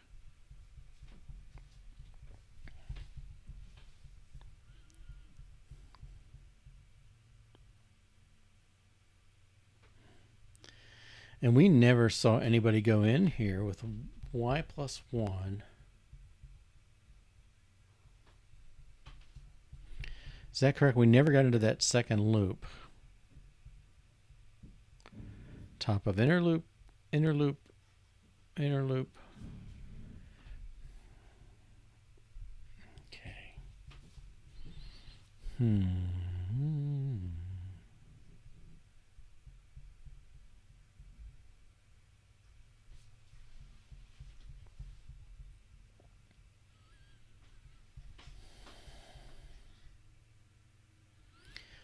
All right, so pushing this. Sorry, I feel like I'm going over and over and over it. It's terrible. A.push X says retain the original context. I'm going to want to do some work before B gets around. Before we do any B. So the B's get pushed on. Is it? Maybe I'm not treating my B enough.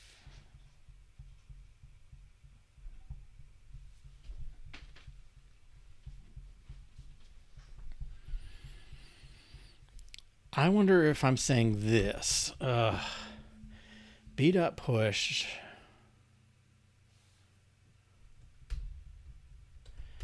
arguments number 1 from x.from to x.to that ends the argument, then y. Okay, I don't know if the y value is the right thing, but can I convert arguments int to expected type arguments int? Let's balance those parentheses. All right. So what I'm saying is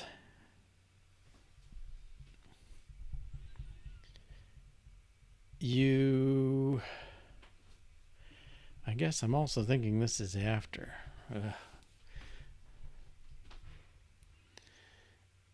If you say you're going to do A, you're going to save some state for X. I don't know if we need that state for X, but we are okay. Then you're saying you're going to do B. Well, you're going to push B, the Z stuff. And this is step Y in our notation down here. So I'm saying before you do the B for this thing, you ought to do the move 1. And I'm hoping this loop just goes away because we don't have any M of X. So who cares? All right. I'm going to run that same one. And it's like, even if it works, you got to convince yourself you did the right thing. But I think that's got to be closer in spirit. Like we're saying, you're going to do stuff on that B loop. You should be executing it. And okay.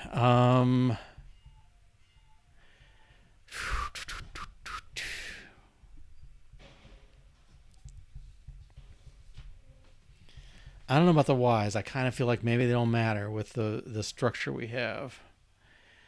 This is coming out. Okay. And this is coming. Well, we'll leave that there because it's their word. Okay.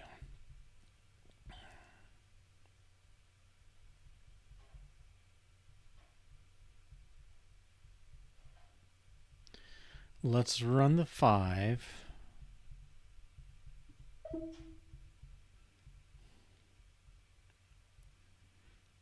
And the 31 steps, are we going to manually do those? Maybe we should do a 3. If it passes. Oh dear. Oh, there you go. Okay, so what was its...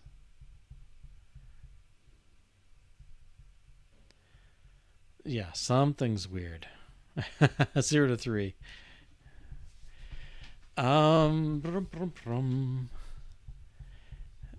3. How do you get a 3 there?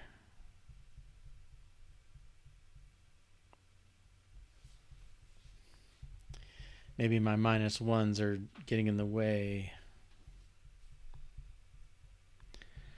Inner loop. 0 to 2.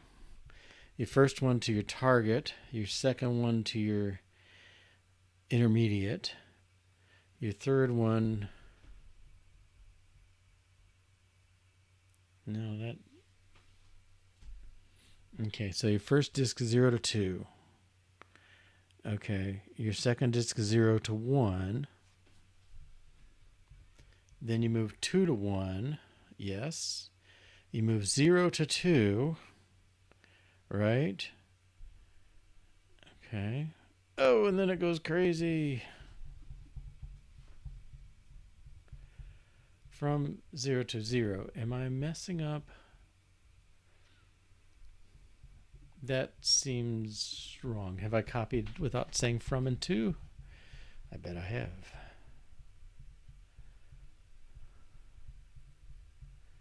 X dot from X dot to. I have not.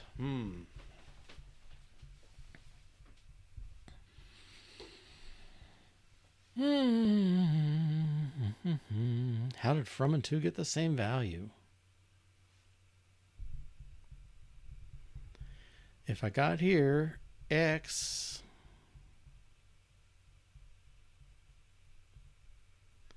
all right.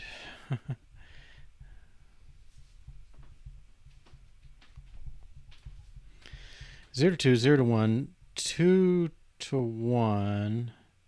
That seems okay. You're moving the first two disks to the middle peg. Now you move 0 to 2, you're moving the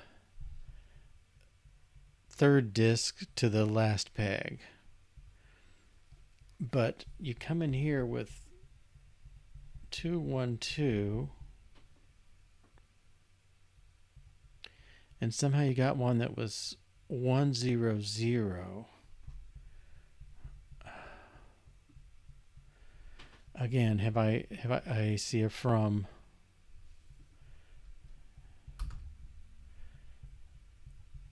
How about up here? From X2, X. Boy.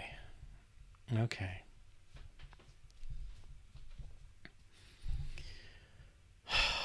All right. I'll run that again.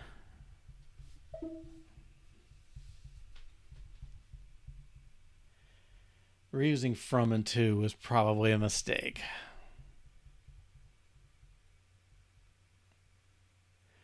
Let's fix that.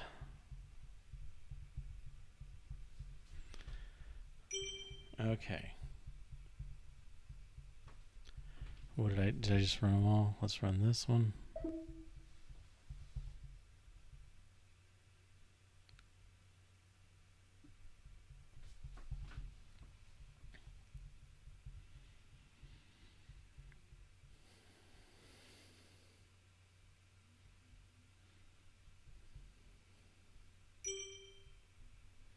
All right, and I think just to make it easier on our eyes, we're gonna print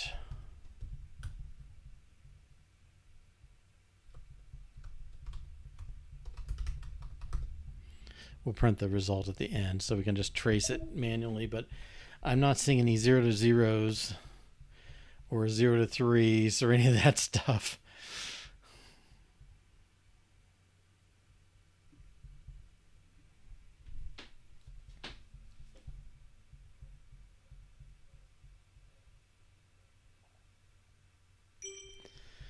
Okay, 0 to 2, 0 to 1.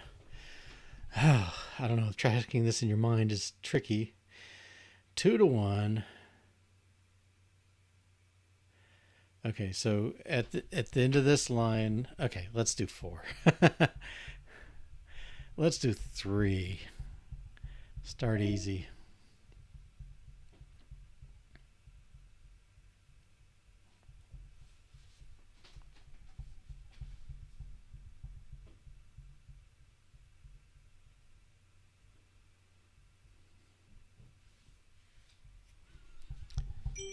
Okay.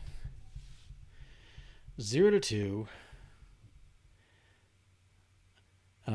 0 to 1. So we have the 2 level disk on there, 2 to 1. So we've got disk 3 on the bottom on 0 and disk 2 and 1 on the intermediate peg. Then we move 0 to 2. That's disk 3 to the target. 1 to 0. That's the little one. 1 to 2. That's the medium one. 0 to 2, the little one to the top of the third. Okay, that looks right. Okay, let's work on this cleanup on this thing now. We got a mess. All right. So one thing I'm going to do is I'm going to change this to initial number of disks, initial from,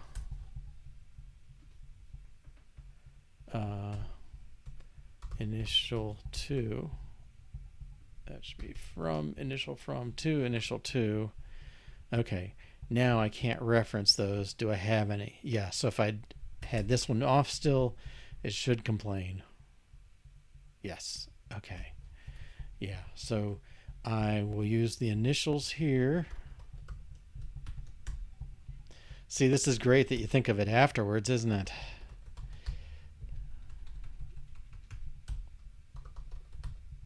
Yeah, whatever. Okay. Now I think what I want to do is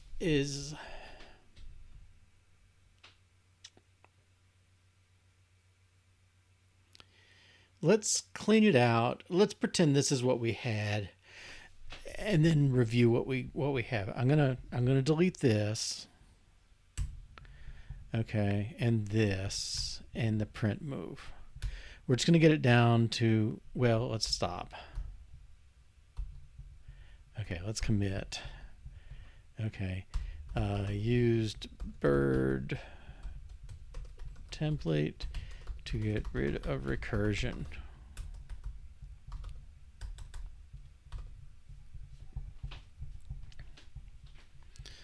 Right. Okay, so I'm going to get rid of the prints, and we're just going to clean this thing up and make the best recursive, non-recursive routine we can get. I'm going to notice, let's see. So this is like our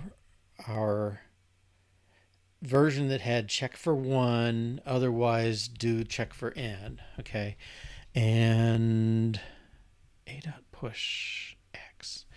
All right. Let's get rid of this and this and this. Whoops. That. All right. And our Hanoi tests, we know the version for 3 should be this. Okay, we manually verified that, at least mentally. And I'll just paste this here.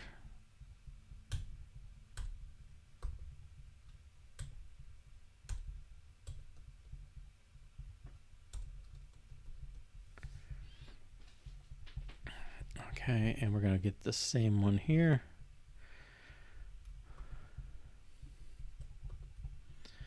Test with 3 disks. Tower, but the contents of this string are really the contents of this string.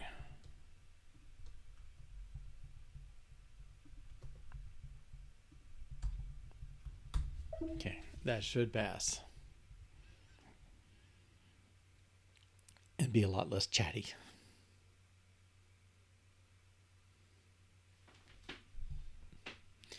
Now we're almost getting to the point of like, like Llewellyn Falco's approval test kind of thing.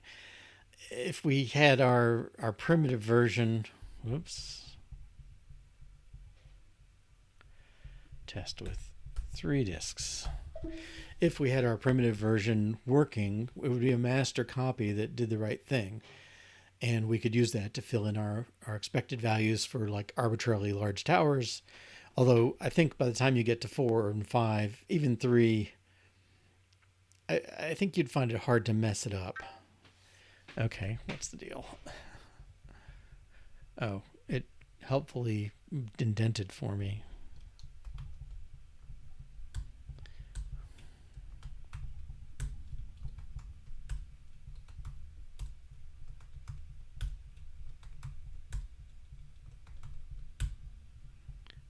Okay, one more more time.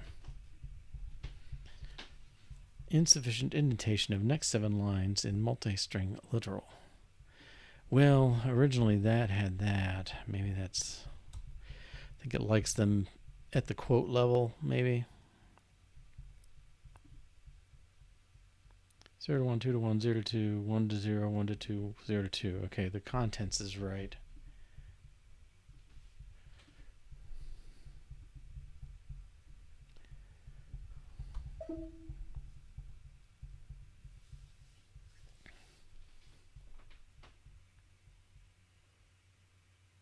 Sorry.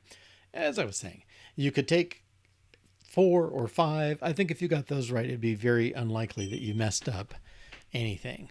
Okay. So now I'm just we're going to do standard refactoring kind of stuff on this. But what I see is, do we do anything here? I don't think we do, right? I mean, we pop a stack a bunch of times, but there's no, the use of Y is only in this loop. When you get out of the loop and you go back to the top, you're going to get a new Y. So we don't care about it. All right. So I think that should be fine.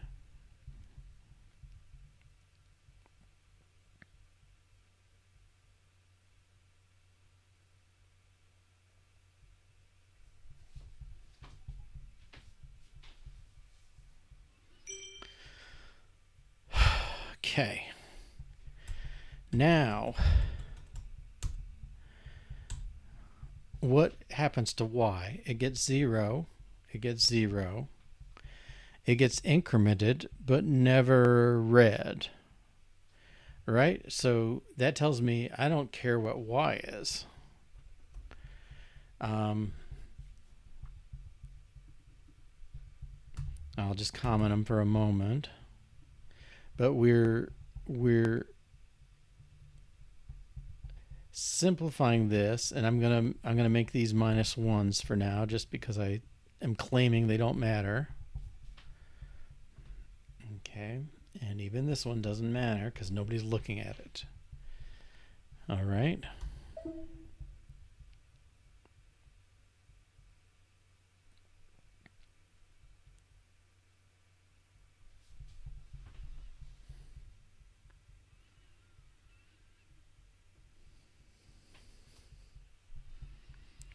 Oh no, you're gonna make a liar out of me.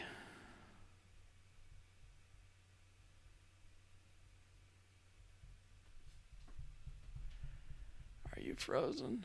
No, you're just slow. Okay. All right, so that's a good point to be. So these Y's go away. All right, that tells you that I don't need Y in my stack here. So let's just make B a stack of arguments. All right, we'll take off the second part of the pair on all the pushes.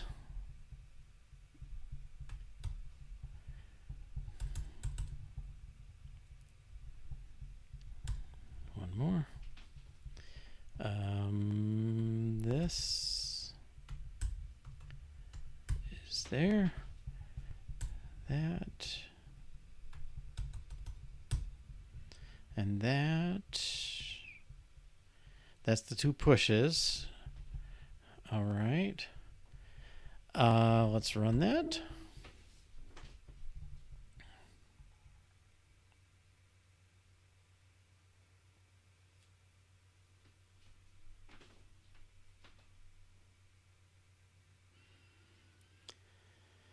Now my claim is there's only one usage of A.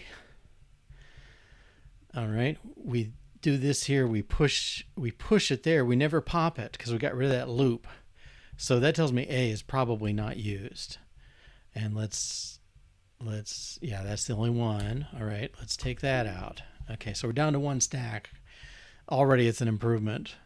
And that the reason we don't need it is because we're not doing anything after we get back from going down so far. We're not doing anything on the way out, that M of X thing. All right, so again, I think we're okay there. Okay.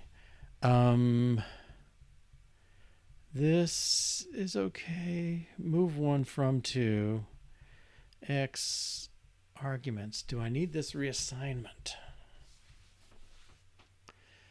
Well, the -1s are a bit of a lie. X. I guess I do need to reassign the 0 there, I guess. Unfortunately. Now I could probably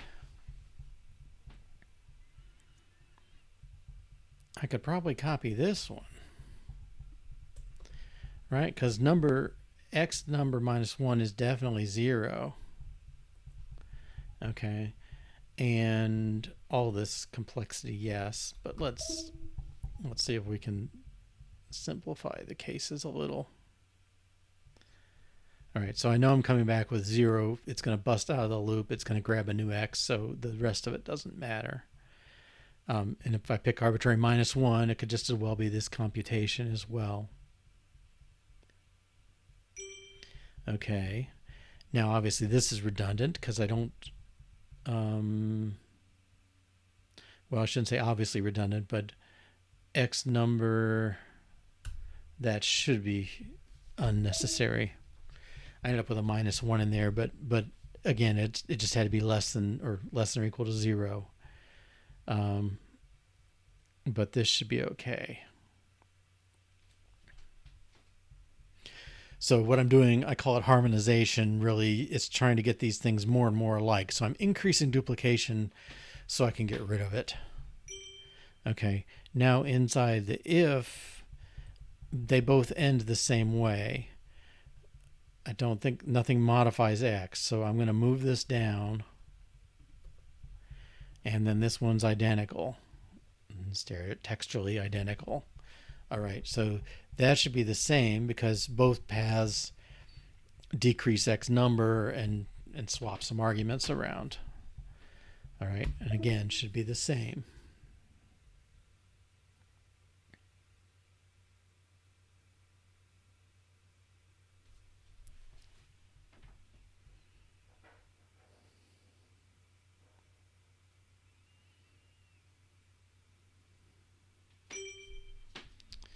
All right. All right. Now let's work on some names.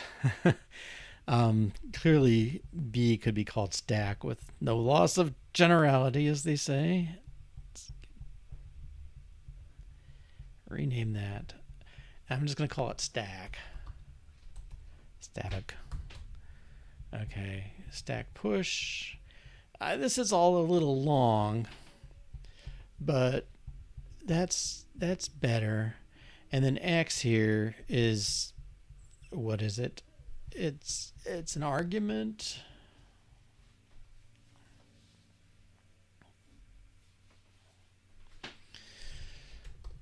At least arg, I don't know. I can spell it out, I guess.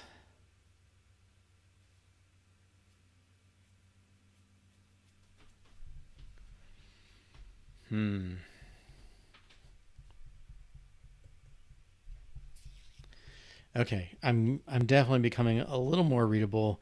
This stuff is still a mess, I grant you. I'm going to take these names off here. And off here.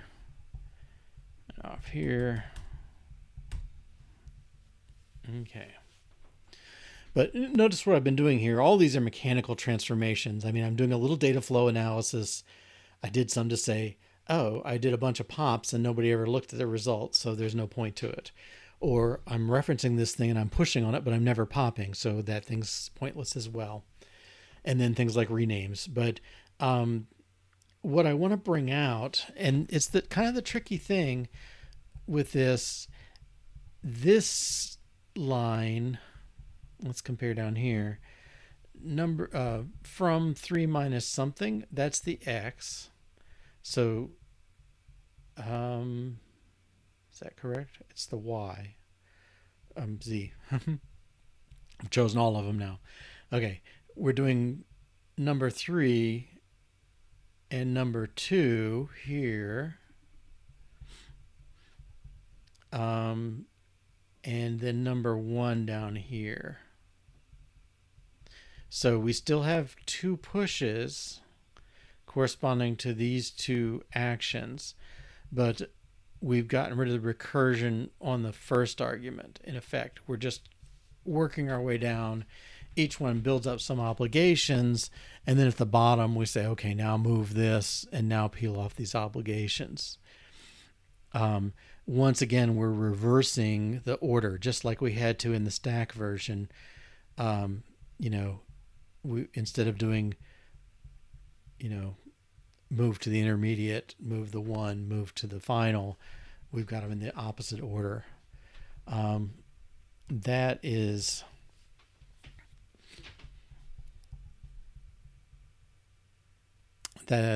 just the way it goes, I guess. But it's, because we're doing the stack, we want to pop things off in the other order and do them. Then we have to make sure that the what would be the first thing done ends up the last thing on the stack, or lower thing on the stack, I guess. Okay, that's becoming tolerable. This one still sticks out to me as annoying.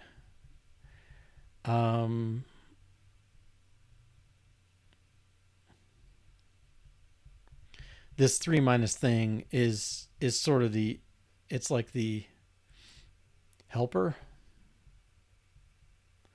from and to, and I'm just gonna extract a couple variables.